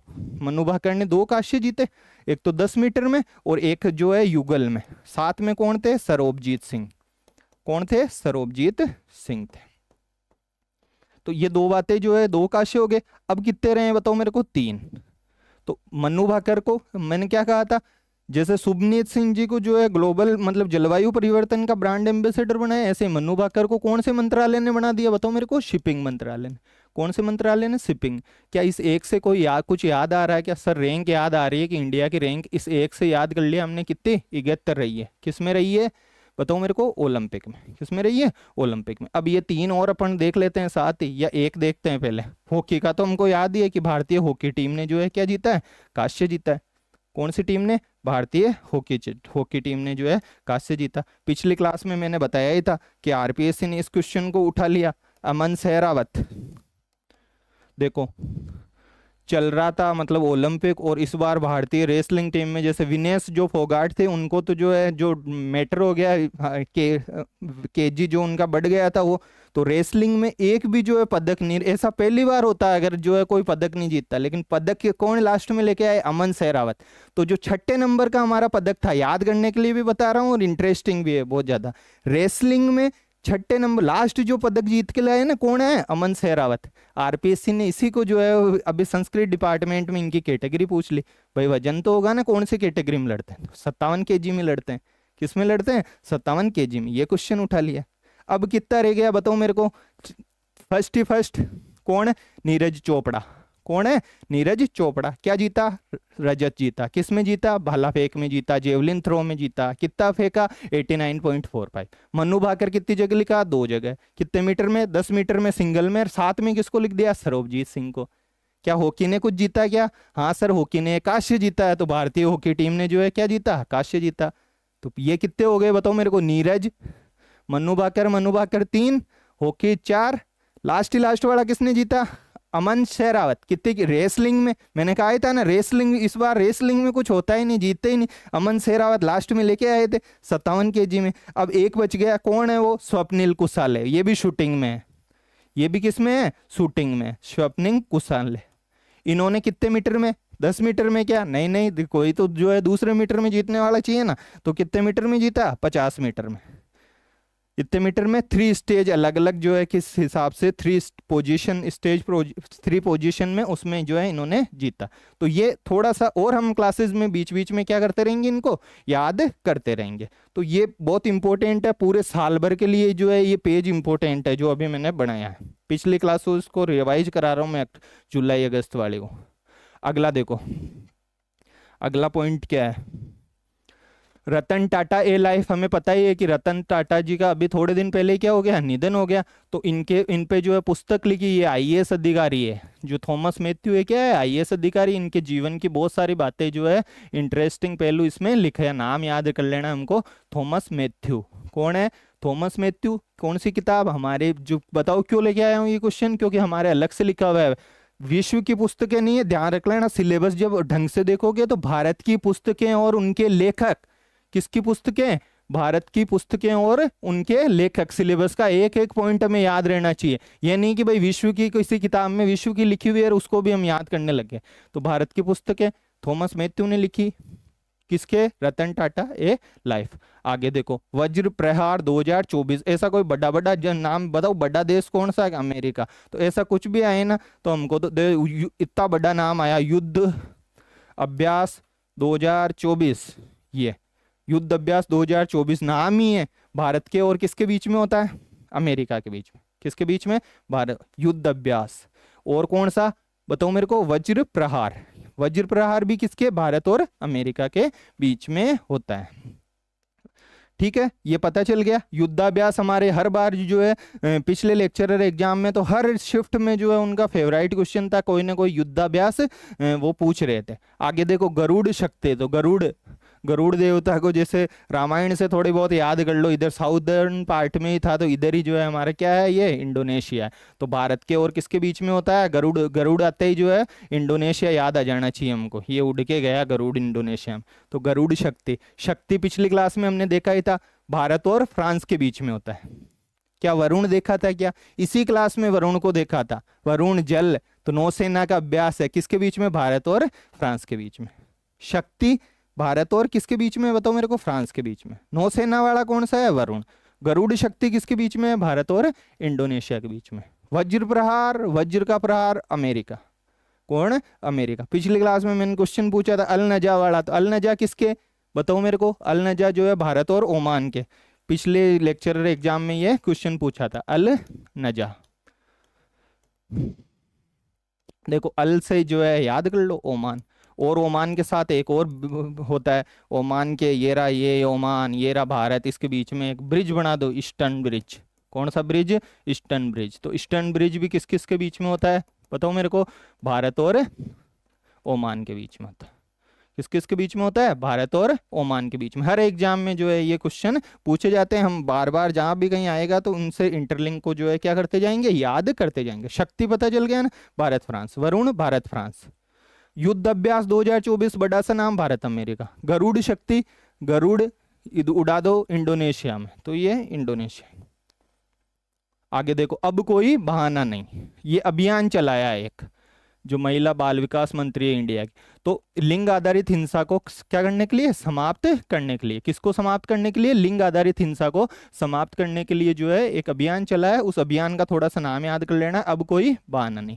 आगे देखो श्री भूमि, तो जो असम का, कौन सा असम? मोइदम, जो नई विश्व विरासत जो घोषित हुई है, मोइदम के जो वो है शव, मतलब ये कब्रिस्तान, वहां के अहोम राजाओं के, कौन से? देखा ही हमने, अहोम राजाओं के, वो वाला ही असम। इसके जो करीमगंज जिला था, इसका नाम बदल के क्या कर दिया? श्री भूमि कर दिया। कौन सा है? करीमगंज का, थोड़ा सा याद कर लेना, श्री भूमि कर दिया। क्या पहले भी कोई नाम बदले थे क्या हमने पिछली क्लासेज में? बिल्कुल, हमने जो है पिछली क्लासेज में नाम बदले थे। एक तो पुणे वाले का जो एयरपोर्ट था, कौन सा? पुणे एयरपोर्ट, उसका नाम हमने किसके नाम पे कर दिया था? बताओ मेरे को? संत तुकाराम। तो अब पुणे वाले एयरपोर्ट पे जाएंगे तो वहाँ ये नाम लिखा हुआ मिलेगा हमको, संत तुकाराम नेशनल एयरपोर्ट। पहले पुणे लिखा हुआ रहता होगा। और बताओ कभी पोर्ट ब्लेयर नाम सुना क्या? हाँ सुना, थोड़ा थोड़ा तो सुना है कि अंडमान निकोबार की ये क्या है? राजधानी है। अब राजधानी नहीं है पोर्ट ब्लेयर, अब इसका नाम चेंज करके, जैसे श्री भूमि करा ना करीमगंज का, वैसे पोर्ट ब्लेयर का नाम चेंज करके क्या कर दिया? बताओ मेरे को? श्री विजयपुरम। क्या कर दिया? श्री विजयपुरम। पुणे वाले का तुकाराम जी संत हुए, तो संत तुकाराम पे, और पोर्ट ब्लेयर का श्री विजयपुरम कर दिया। तो ये चीजें हमें पता रहनी चाहिए। अब देखो FIH, federation of Indian hockey. H का मतलब क्या है? हॉकी। तो हॉकी की भारतीय हॉकी टीम के कप्तान कौन है? सरपंच साहब। कौन है? सरपंच साहब। कौन सरपंच साहब? सर सरपंच साहब के नाम से जाने जाते हैं। कौन है? हरमनप्रीत सिंह। सबसे ज्यादा गोल किए हैं इन्होंने, और इनकी वजह से कांस्य जीते। अभी कांस्य जिताया था ना भारतीय हॉकी टीम को, क्या जिताया था? ओलंपिक में कांस्य जिताया था। और किस किस को जिताया था? बताओ मेरे को? कांस्य मनु भाकर को, और मनु भाकर के साथ सरबजोत सिंह को। कितने हो गए? 2। तीसरा येरी हॉकी, तो 3। और किसको जिताया? सर रेसलिंग का लास्ट वाला जिताया। किसको? अमन शेरावत को। किसको जिताया? अमन शेरावत को। और शूटिंग में किसी को जिताया क्या? स्वप्निल कुसाले को। किसको? स्वप्निल कुसाले को। तो ये रे सरपंच साहब, भारतीय हॉकी टीम के कप्तान। 2-3 साल हो गए, हर बार इनको ही मिल रहा है हॉकी में, जैसे कोई है ही नहीं, सरपंच साहब ही सरपंच साहब दिखते हैं। तो प्लेयर ऑफ द ईयर का नाम दिया गया। सर्वश्रेष्ठ गोलकीपर कौन थे? बताओ मेरे को? PR श्रीजेश थे, जो कि अब क्या हो गए? अब रिटायर हो गए। पीआर श्रीजेश क्या हो गए, रिटायर हो गए, जो भारतीय एक तरीके से ढाल थे हॉकी टीम के, सर्वश्रेष्ठ गोलकीपर पीआर श्रीजेश, जो कि ओलंपिक का जो समापन समारोह हुआ था उसके ध्वजवाहक भी थे। हम कभी याद करेंगे मन्नू भाकर और पीआर श्रीजेश, अलग से ध्वजवाहकों को कभी हम देख लेंगे। तो पता चल गया FIH, एच का मतलब हॉकी, तो हॉकी टीम, हॉकी आते ही जो है पिछला कहीं भी आ जाए, दो नाम बहुत ज्यादा चर्चा में रहते हैं, एक तो सरपंच साहब हरमनप्रीत सिंह जी और पीआर श्रीजेश, यही थे जैसे मान लो हॉकी में, तो हॉकी के खिलाड़ी। अब तो श्रीजेश जी तो क्या हो गए हैं, रिटायर, इन्होंने तो रिटायरमेंट ले लिया, अब एज बहुत ज्यादा थी इनकी। आगे देखो पंकज आडवाणी, आडवाणी का गेम पता ही होगा, बिलियर्ड्स होता है, देखना बिलियर्ड्स कैसे खेलते हैं जो है वो इस तरीके से जो है। तो पंकज आडवाणी, इन्होंने देखो विश्व बिलियर्डशिप चैंपियनशिप में जो है क्या जीता है, खिताब जीता है। तो सीधा सीधा एक तो गेम का नाम याद रहना चाहिए, पंकज आडवाणी का संबंध भाई किससे है, बिलियर्ड से। ठीक है, कहाँ पे खेली गई थी, दोहा में। कहाँ पे खेली गई थी, दोहा में। जैसे इनको हॉल ऑफ फेम होता है एक, जो बहुत चर्चित खिलाड़ी होता है ना, हॉल ऑफ फेम, तो बिलियर्ड्स का हॉल ऑफ फेम किसको दिया गया है, पंकज आडवाणी को दिया गया। ऐसे ही टेनिस का जो हॉल ऑफ फेम, फेम यानी फेमस से बना होगा, तो टेनिस का जो हॉल ऑफ फेम है वो दिया गया था। टेनिस के खिलाड़ी कौन थे बताओ अपने, लिएंडर पेस, बहुत जाने माने, एक तो लिएंडर पेस और एक विजय साईराज, ऐसे करके विजय साईराज। किसका हॉल ऑफ फेम, टेनिस का। किसका, टेनिस का। बिलियर्ड्स का हॉल ऑफ फेम किसको दिया बताओ मेरे को, पंकज आडवाणी को मिला। पिछली क्लासेस में हमने देखा था, फिर वापस रिवाइज करा रहा हूं। ठीक है, और ऐसे क्रिकेट का जो महिला क्रिकेट का था वो जो है नीतू डेविड को, किसको, नीतू डेविड को जो है हॉल ऑफ फेम। तो कितने हॉल ऑफ फेम बताए, 3, पंकज आडवाणी बिलियर्ड्स, पंकज आडवाणी बिलियर्ड्स। और बताओ मेरे को, एक लिएंडर पेस, नाम से पता है टेनिस के खिलाड़ी है लिएंडर पेस, किसके, टेनिस के। टेबल टेनिस का कोई बताया था कि हाँ सर, मणिका बत्रा को बताया था, महिला टेबल टेनिस। कौन सी टेबल टेनिस, महिला टेबल टेनिस। तो ये किए, इनके साथ कौन थे, विजय साईराज। ये नीतू डेविड क्या स्पिनर थी, मतलब नीतू डेविड, इनको जो है क्रिकेट का हॉल ऑफ फेम दिया गया, महिला क्रिकेट। ठीक है, तो ये पंकज आडवाणी का पता चल गया। आगे देखो, जेनिक सिनर, टेनिस का नाम आए, किसका नाम आए, टेनिस का, और हम अल्कारेज हमें याद ना रहे, हमको जो है जेनिक सिनर याद नहीं रहे, तो हमको कुछ पता नहीं चल रहा है, ऐसे समझ लेना। तो टेनिस में अभी कोई चर्चा में नाम चल रहे हैं, जैसे जोकोविच का तो जो है एक तरीके से उन्होंने संन्यास ले लिया, अब कौन है, अल्कारेज। उनका काफी समय से अल्कारेज का और सिनर का इनका जबरदस्त मुकाबला चलता है। तो जो जेनिक सिनर, जैसे इन्होंने हमने पिछली क्लासेस में देखा था, कहाँ के हैं, सिन याद भी करवाया था। सिन, सिन का मतलब क्या होता है इंग्लिश में, पाप, और पापों का तो खूब मैटर हुआ है हिस्ट्री में, पाप विमोचन पत्र का, कि ये चर्च से जो है विमोचन पत्र ले जाओ और पाप से क्या पाओ, मुक्ति पाओ। तो वो वाला सिन, SIN, सिन मतलब पाप। कहाँ का है मैटर, इटली का। तो जेनिक सिनर कहाँ के खिलाड़ी हो गए, इटली के। कौन से खेल के हैं बताओ मेरे को, टेनिस के। टेबल टेनिस के हैं क्या, टेनिस के। किसके हैं, टेनिस के। तो इन्होंने US ओपन भी जीता, इन्होंने सिनसिनाटी ओपन भी जीता, और वापस देखो ये अभी कल हमने डेविस कप को इटली को जिताया था, तो डेविस कप में, और एक और टूर्नामेंट है ATP टूर्नामेंट। तो डेविस कप बहुत ज्यादा जो है, क्योंकि ये टेनिस का क्या है, world cup, mini world cup है। किसका, तो ये डेविस कप जीता, US ओपन जीता, सिनसिनाटी जीता, किसने, सिनर ने, जेनिक सिनर ने। किसने, जेनिक सिनर ने। तो ये हमें चीजें पता रहनी चाहिए। खो खो विश्व कप पिछली क्लासेस में मैंने बताया ही है कि पहली बार हो रहा है। कब हो रहा है, पहली बार। इसकी मेजबानी कौन करेगा, भारत करेगा। कब होगा बताओ मेरे को, जनवरी में होगा। डेट याद रखनी है, 13 से 19 जनवरी 2025, क्योंकि क्या हो रहा है, पहली बार हो रहा है। और मेजबानी किसको मिली है, भारत को मिली है, जो इंदिरा गांधी स्टेडियम है। कौन सा स्टेडियम, इंदिरा गांधी। ऐसे ही आगे होने वाली एक चर्चित घटना, जो आईफा अवार्ड का समारोह जो है वो होगा जयपुर में, मार्च में। मार्च कब, 2025 में। तब हम देखेंगे, थोड़ा याद रखना, आईफा का जो प्रोग्राम होगा वो कब होगा, मार्च 2025 में जयपुर में होगा। खो खो विश्व कप भूल सकते हैं क्या, अब नहीं भूलेंगे। क्या मलखंब चैंपियनशिप वर्ल्ड की, मलखंब होता है ना वो, जैसे ये परेड करते हैं उस टाइप का, जो मलखंब चैंपियनशिप है वो कहाँ पे होगी। देखो ये तो खो खो विश्व कप, तो खो खो तो इंडिया में करा रहे हैं, दिल्ली में करा रहे हैं। मलखंब चलो अपने यहीं करा देते हैं। कहाँ पे कराते हैं विश्व कप, मलखंब का, भरतपुर में। मलखंब कौन सा गेम, जो परेड टाइप में जो है वो, कहाँ पे हो रही है इसका विश्व कप, मतलब मलखंब का, भरतपुर में। कहाँ पे हो रहा है? भरतपुर में। ये तो सबको पता ही है। जय शाह जो आईसीसी इंटरनेशनल जो अंतर्राष्ट्रीय क्रिकेट परिषद के जो है इन्होंने क्या संभाला है? चेयरमैन का पदभार संभाला है। किसने? जय शाह ने। पहले ये जो इंडिया के जो सेक्रेटरी थे इसके। आगे देखो श्री श्री रविशंकर, क्या लिखा हुआ है? श्री श्री रविशंकर जो है, इनको अभी थोड़े दिन पहले हमने फिजी का और तिमोर लेस्ते का, किसका?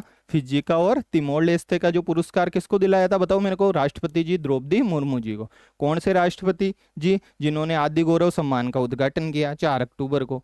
कब? 4 अक्टूबर को। मोदी जी को कहाँ कहाँ का दिलाया बताओ मेरे को? भूटान वाला गयाल्पो, सेंट एंड्रयू एपोस्टल रूस वाला, तो रूस का, रूस में सेंट एंड्रयू याद रखना था, भूटान का गयाल्पो, और 3 नाम बारबाडोस, डोमिनिका और गुआना। तो क्या रविशंकर जी को भी मिल रहा है? देखो कहाँ का? वही फिजी का। कहाँ का? फिजी का honorary officer of the order of Fiji. मैंने पहले भी कहा था, ये लास्ट वाला नाम याद रख लेना, फिजी। क्या है? फिजी। तो श्री श्री रविशंकर जी को कहाँ का?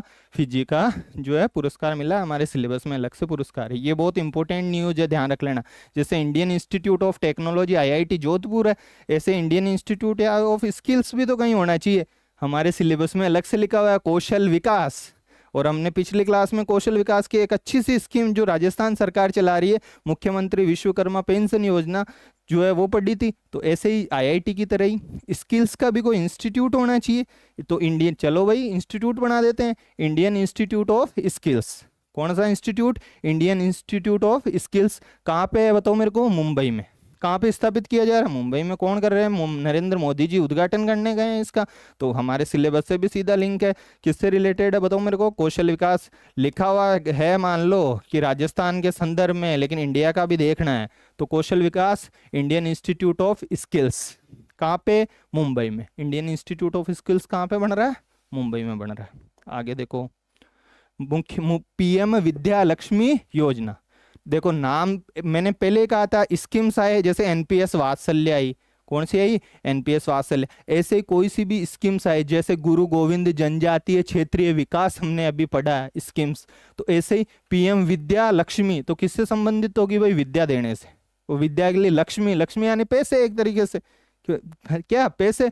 तो क्या करेंगे भाई? वित्तीय प्रोत्साहन देंगे। क्या देंगे? वित्तीय प्रोत्साहन। नाम से ऐसे क्लियर होना चाहिए भाई। कितने लोगों को जो है ये देंगे? तो कितने लोगों को देंगे? 1 लाख जो है लोग, क्या मतलब छात्रों, छात्र छात्राएं, इनसे क्या होगी? लाभान्वित होगी। तो कैसे वित्तीय प्रोत्साहन देंगे भाई? जनरली क्राइटेरिया कितना बनाया हुआ है अपने? देखो 8 लाख रुपए। तो जिनकी और सालाना आय कितनी हो? 8 लाख रुपए, उन्हें 10 लाख रुपए तक का ऋण लेंगे तो ब्याज में भी सब्सिडी मिलेगी। ब्याज तो देना पड़ेगा, लेकिन ब्याज में सब्सिडी मिलेगी कितने % की? 3% की। और जिनकी मान लो 4.5 लाख रुपए तक आई है मान लो, तो उनको ब्याज निःशुल्क, मतलब ब्याज उनके नहीं लगता है इस योजना के तहत। अभी शुरू हुई है ये। बताओ बहुत अमीर वर्ग के लिए उनके लिए क्या? नहीं सर, मध्यम वर्ग के लिए है, जिनकी 8 लाख तक आई है। 8 लाख तक अगर आई है तो उनको क्या करेंगे? ब्याज पे सब्सिडी मिलेगी। कितने लाख का ऋण लिया? 10 लाख का अगर उन्होंने ऋण लिया तो 3% ब्याज की उन पे सब्सिडी उनको दी जाएगी। निक्षय पोषण योजना। निक्षय किसको बोलते हैं? पता ही होगा, टीबी का। और सरकार की प्रायोरिटी में टीबी को जो है मुक्त करना। जैसे राजस्थान का अगर बात करें ना, तो 2025 तक टीबी मुक्त करना है राजस्थान को लक्ष्य बना रखा सरकार। स्कीम्स चल रही है, निक्षय मित्र बनाए, मतलब टीबी हराएं। कि निक्षय जो भी है, जिनको टीबी हो रखी है उनको मित्र बनाओ और किसको हरा दो? टीबी को हरा दो। बहुत सारी पंचायतें, 500 समथिंग पंचायतें जो है टीबी मुक्त राजस्थान में जो है क्या हो गई है? घोषित। 561 है शायद, घोषित हो गई है 2025। तो देखो फिर टीबी के लिए नई मतलब स्कीम तो चली रही थी, इसका प्रोत्साहन बढ़ा दिया। नाम याद रखना है, पिछली बार भी हमारे गांव ने पसारे टीबी ऐसे करके जो है क्वेश्चन RPSC ने पूछा यार, हमारे अलग से लिखा हुआ है सिलेबस में। क्या लिखा हुआ है? हेल्थ। क्या लिखा है? हेल्थ एंड हाइजीन, तो पता रहना चाहिए। निक्षय पोषण, पोषण है, पैसे वैसे दे रहे। तो पहले 500 रुपए देती थी केंद्र सरकार टीबी रोगियों को मासिक, अब कितने रुपए देने लग गई? 1000 रुपए। कितने रुपए? 1000 रुपए जो है देने लग गई। अगला देखो क्या है? रामेश्वरम। कितना इंटरेस्टिंग फैक्ट है। वर्टिकल ब्रिज, यानी जो मान लो रेलवे का ब्रिज है वो 17 मीटर तक ऊपर चले जाएगा और नीचे से कौन निकल जाएगी, नीचे से जो बोट है वो निकल जाएगी। कितना इंटरेस्टिंग है, बोट ब्रिज ऊपर गया और नीचे से बोट, इसको बोलते हैं वर्टिकल ब्रिज। कहाँ पे बन रहा है, देश का पहला है, ऐसा पहले था ही नहीं, नहीं तो इंटरेस्टिंग कैसे होता, हमको तो पता रहता। रामेश्वरम में कहाँ पे बन रहा है, रामेश्वरम में ये बन रहा है। विजुतुगल, ये देखो विजुतुगल है, ये ध्यान नहीं है, ध्यान रखना।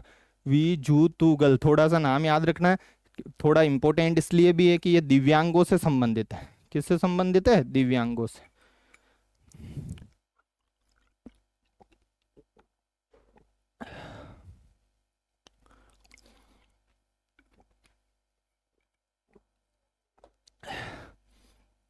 तो दिव्यांगों के लिए देश का पहला वन स्टॉप पुनर्वास, पुनर्वास मतलब रिहेबिलेशन, उनको रहने करने के लिए रिहेबिलेशन इसको बोलते हैं। तो कौन से स्थान पे है ये, तमिलनाडु में ये बन रहा है। क्या बन रहा है, विजुथुगल का, उसका क्या किया गया, उद्घाटन किया गया। ध्यान रखना है ये बात। तमिलनाडु में देखो, तमिलनाडु स्पेस कैपिटल बन रहा है, वहाँ पे थूथुकुडी में स्पेस पोर्ट बन रहा है। मैंने पिछली क्लास में अच्छे से समझाया था कि अब हरिकोटा नहीं पढ़ के हम थूथुकुडी पढ़ेंगे, आने वाले हरिकोटा तो पढ़ेंगे मान लो, लेकिन थूथुकुडी से ज़्यादा होंगे। तो ऐसे ही नाम ही देखो तमिलनाडु का ऐसे लग ही रहा है, विजुथुगल। जब भी तो याद नहीं हो रहा अपने को, विजुथुगल। यहाँ पे दिव्यांगों के लिए क्या बन रहा है, वन स्टॉप ये केंद्र बन रहा है। आगे देखो, एमपी में, एमपी में कौन सा, ग्वालियर। कौन सी जगह, ग्वालियर। अब ये नवीकरणीय ऊर्जा से भी हमारे जो है सिलेबस से लिंक होता है। तो संपीड़ित बायोगैस संयंत्र, कौन सा बायोगैस संयंत्र, संपीड़ित बायोगैस संयंत्र के साथ भारत की पहली जो है आत्मनिर्भर गौशाला का जो है उद्घाटन किया गया है। अब इसमें बायोगैस जो है संयंत्र वगैरह लगा है। कहाँ पे लगा है बताओ मेरे को, ऐसा तो स्थल तो बहुत सारे हैं, लेकिन ये क्या है, गौशाला में लगा है। कहाँ पे लगा है, गौशाला में। कौन से स्थान पे लगा है, ग्वालियर में लगा है। कौन से स्थान पे लगा है, ग्वालियर में ये लगा है, संपीड़ित बायोगैस संयंत्र। आगे देखो, नवीकरणीय ऊर्जा बहुत ज्यादा इंपॉर्टेंट अपने लिए। सीधा सीधा पिछली बार किसी एग्जाम में जो लेक्चरर के एग्जाम में पूछ लिया था, वायु सर्वेक्षण पे कुछ क्वेश्चन पूछ लेगा। राजस्थान एकीकृत स्वच्छ ऊर्जा, अब स्वच्छ ऊर्जा कौन सी ऊर्जा होती है बताओ मेरे को, जो अक्षय ऊर्जा होती है। तो उससे रिलेटेड सरकार क्या लेके आई है, नीति लेके आई है कि यार हमको जो है इतने गीगावाट तक जो है हम पहुंचा देंगे। कभी हम सौर ऊर्जा का, पवन ऊर्जा का, इनका भी पिछली क्लासेस में तो किया है, ये डिस्कशन करेंगे कि भाई कितनी अपनी क्षमता है, सौर ऊर्जा पे कौन कौन सी नीति आई है, कब तक है। तो वो थोड़ा सा 5-10 मिनट में पूरे क्लियर हो जाएंगे। अभी थोड़ा सा हमको देखना है कि स्वच्छ ऊर्जा की जो पॉलिसी लाई है, बहुत सारे पॉइंट है, लेकिन इसमें सबसे इंपॉर्टेंट पॉइंट जो था वो यही है कि 125 गीगावाट तक हम ले जाएंगे। अब सोचो, अभी सौर ऊर्जा पे अपन पढ़ के आए हैं ना कि जो है कितनी, लगभग 1400 के आसपास पूरे विश्व की जो है सौर ऊर्जा क्षमता।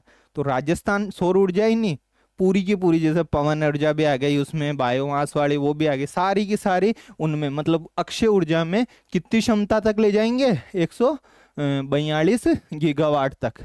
मेगावाट नहीं, गीगावाट। कितनी, 125 गीगावाट। जैसे इंडिया को 500 गीगावाट ले जानी है 2030 तक, तो ऐसे ही अक्षय ऊर्जा क्षमता कितनी, 125 गीगावाट तक ले जाने का लक्ष्य रखा है हमारे। सीधा पूछ लेगा राज्य, और आरएस में तो ये 2-3 बार आया हुआ इस टाइप का क्वेश्चन। राज्य एकीकृत स्वच्छ ऊर्जा नीति में कितने गीगावाट तक जो है ले जाने की क्षमता बढ़ाने का लक्ष्य रखा गया है, तो पता रहना चाहिए 125 की। आगे देखो, वन्य जीव फोरेंसिक। फोरेंसिक क्या होता है अपने को पता ही है, जैसे लैब असिस्टेंट वगैरह इनके भी इसमें पोस्ट होती है, जो अनुसंधान करते हैं, मतलब कि जैसे नाखून से, बाल से, कि किसने जो है क्या किया है, अपराध किया, डीएनए मैचिंग से, इस टाइप से। तो इसकी यूनिट बनी है। मानवों की तो हमेशा से बनी है, अब किसकी बनी है, वन्य जीव से संबंधित। तो बताओ कहाँ बनेगी, या तो जयपुर में या जोधपुर में। तो जोधपुर में तो हमने क्या बना के आए हैं अभी, एआई का सेंटर ऑफ एक्सीलेंस। जयपुर में क्या बना के आए हैं बताओ मेरे को, ब्लॉकचेन का। वापस जयपुर में बना दो साहब, कहाँ पे बना दो, जयपुर में। क्या बनाओ, फोरेंसिक डीएनए यूनिट। उत्तर भारत का, अपने चर्चित स्थल वगैरह है नहीं, लेकिन उत्तर भारत के लिए, यानी पूरे इंडिया लेवल की जो है ये घटना बन गई है कि पूरे उत्तर भारत में कहीं भी नहीं है वन्य जीव के जो डीएनए वीएनए। इससे क्या होगा बताओ मेरे को, जो अपराध करते हैं ना वन्य जीव से संबंधित, उसको जो है पकड़े, आसानी से पकड़ा जाएगा। आगे देखो, बोरानाडा। बोरानाडा कहाँ पे है, सबको पता है, जोधपुर में। कहाँ पे, जोधपुर में। अब यहाँ पे क्या बनेगा बताओ मेरे को, जो सेना के हथियार वगैरह के, सेना के क्या हथियार वगैरह के लिए। तो अभी हमारे जैसे इसको अगली क्लासेस किसी क्लास में देखेंगे। 9 से 11 दिसंबर तक बहुत इंपॉर्टेंट सबमिट हुई है। कौन से सबमिट? Rising Rajasthan submit. कौन से सबमिट हुई है बताओ मेरे को? राइजिंग राजस्थान। तो राइजिंग राजस्थान में मैंने कहा ही था कि एमओयू पर जोर देना है। किस पे जोर देना है? एमओयूज पे, कि कौन कौन से एमओयूज हुए हैं। तो एमओयूज जब इसकी मीट चल रही थी इन्वेस्टरों से, कौन कौन इन्वेस्ट करने वाले हैं, तो मीट उस टाइम ही जो है सहमति बन गई थी, एमओयू हो गया। सहमति मतलब एमओयू हो गया था। क्या? मेमोरेंडम ऑफ अंडरस्टैंडिंग बोलते हैं इसको। तो क्या किसका हुआ था बताओ मेरे को? कि मतलब प्रदेश का पहला आर्म्ड मतलब सेना से संबंधित मैन्युफैक्चर करेंगे, विनिर्माण करेंगे कॉम्प्लेक्स जो है बनाया गया। कहाँ पे? बोरानाड़ा जोधपुर में बनाया गया। कहाँ पे बनाया गया? बोरानाड़ा जोधपुर में जो है इसका ये बनाया गया है। तो ये चीजें हमारे क्लियर रहनी चाहिए। तो इसमें मैंने लगभग हमारे 70 to 75 जो नवंबर की करंट अफेयर्स थी हमारे सिलेबस से रिलेटेड, किससे रिलेटेड? सिलेबस से रिलेटेड, वो हमने कर ली है। अब मैंने कहा था अगली क्लास में कुछ एक फैक्ट्स जो रहे हैं मैंने जानबूझ के छोड़े हैं, और सुजय सार लेंगे। किसको लेंगे? सुजय सार। जो DIPR की जो ट्विटर वगैरह उस पर कुछ कुछ न्यूज ऐसी देखी मैंने जो इम्पोर्टेंट थी, वो थोड़ी बहुत PIB की, और जो पत्रिका के में कटिंग्स वगैरह जो भेजता हूँ वो वाली चीज़ें जो है हमको इसमें देखनी है। कौन सी क्लास में? पार्ट 3 में। तो पार्ट 3 जो है अभी नवंबर का आना, और इसमें हम देख ही रहे हैं राजस्थान, इंडिया, इंटरनेशनल सारी की सारी करंट एक साथ जो हम कर रहे हैं, इसलिए थोड़ी सी क्लास 1-1.5 घंटे की आसपास हो जाती है। ये है। दूसरी बात, जो करंट के और क्वेश्चंस वगैरह के लिए मैंने पहले भी बताया था कि मंगलवार से जो है क्वेश्चंस अपलोड कर लेंगे आप। जो है ये ऐप ALC क्लासेस की, जिसका लोगो बताया ही था शुरुआत में, उसको जो है डाउनलोड कर लें। किसी भी प्रकार का और कोई डाउट वाउट हो या न्यूज़ वगैरह के लिए जो डेली करंट अपडेट्स हम देते हैं, उसका टेलीग्राम जो चैनल है उसको मैं जो है नीचे इसके कमेंट में जो है पिन कर रहा हूँ। तो इस टेलीग्राम चैनल को आप जो है क्या कर लीजिए? ज्वाइन कर लीजिए, ताकि क्लासेस वगैरह का बहुत सारे स्टूडेंट को रहता है कब क्लासेस वगैरह आएगी, तो उस क्लासेस का और वो जो है हमारे डाउट क्लियर हो जाए।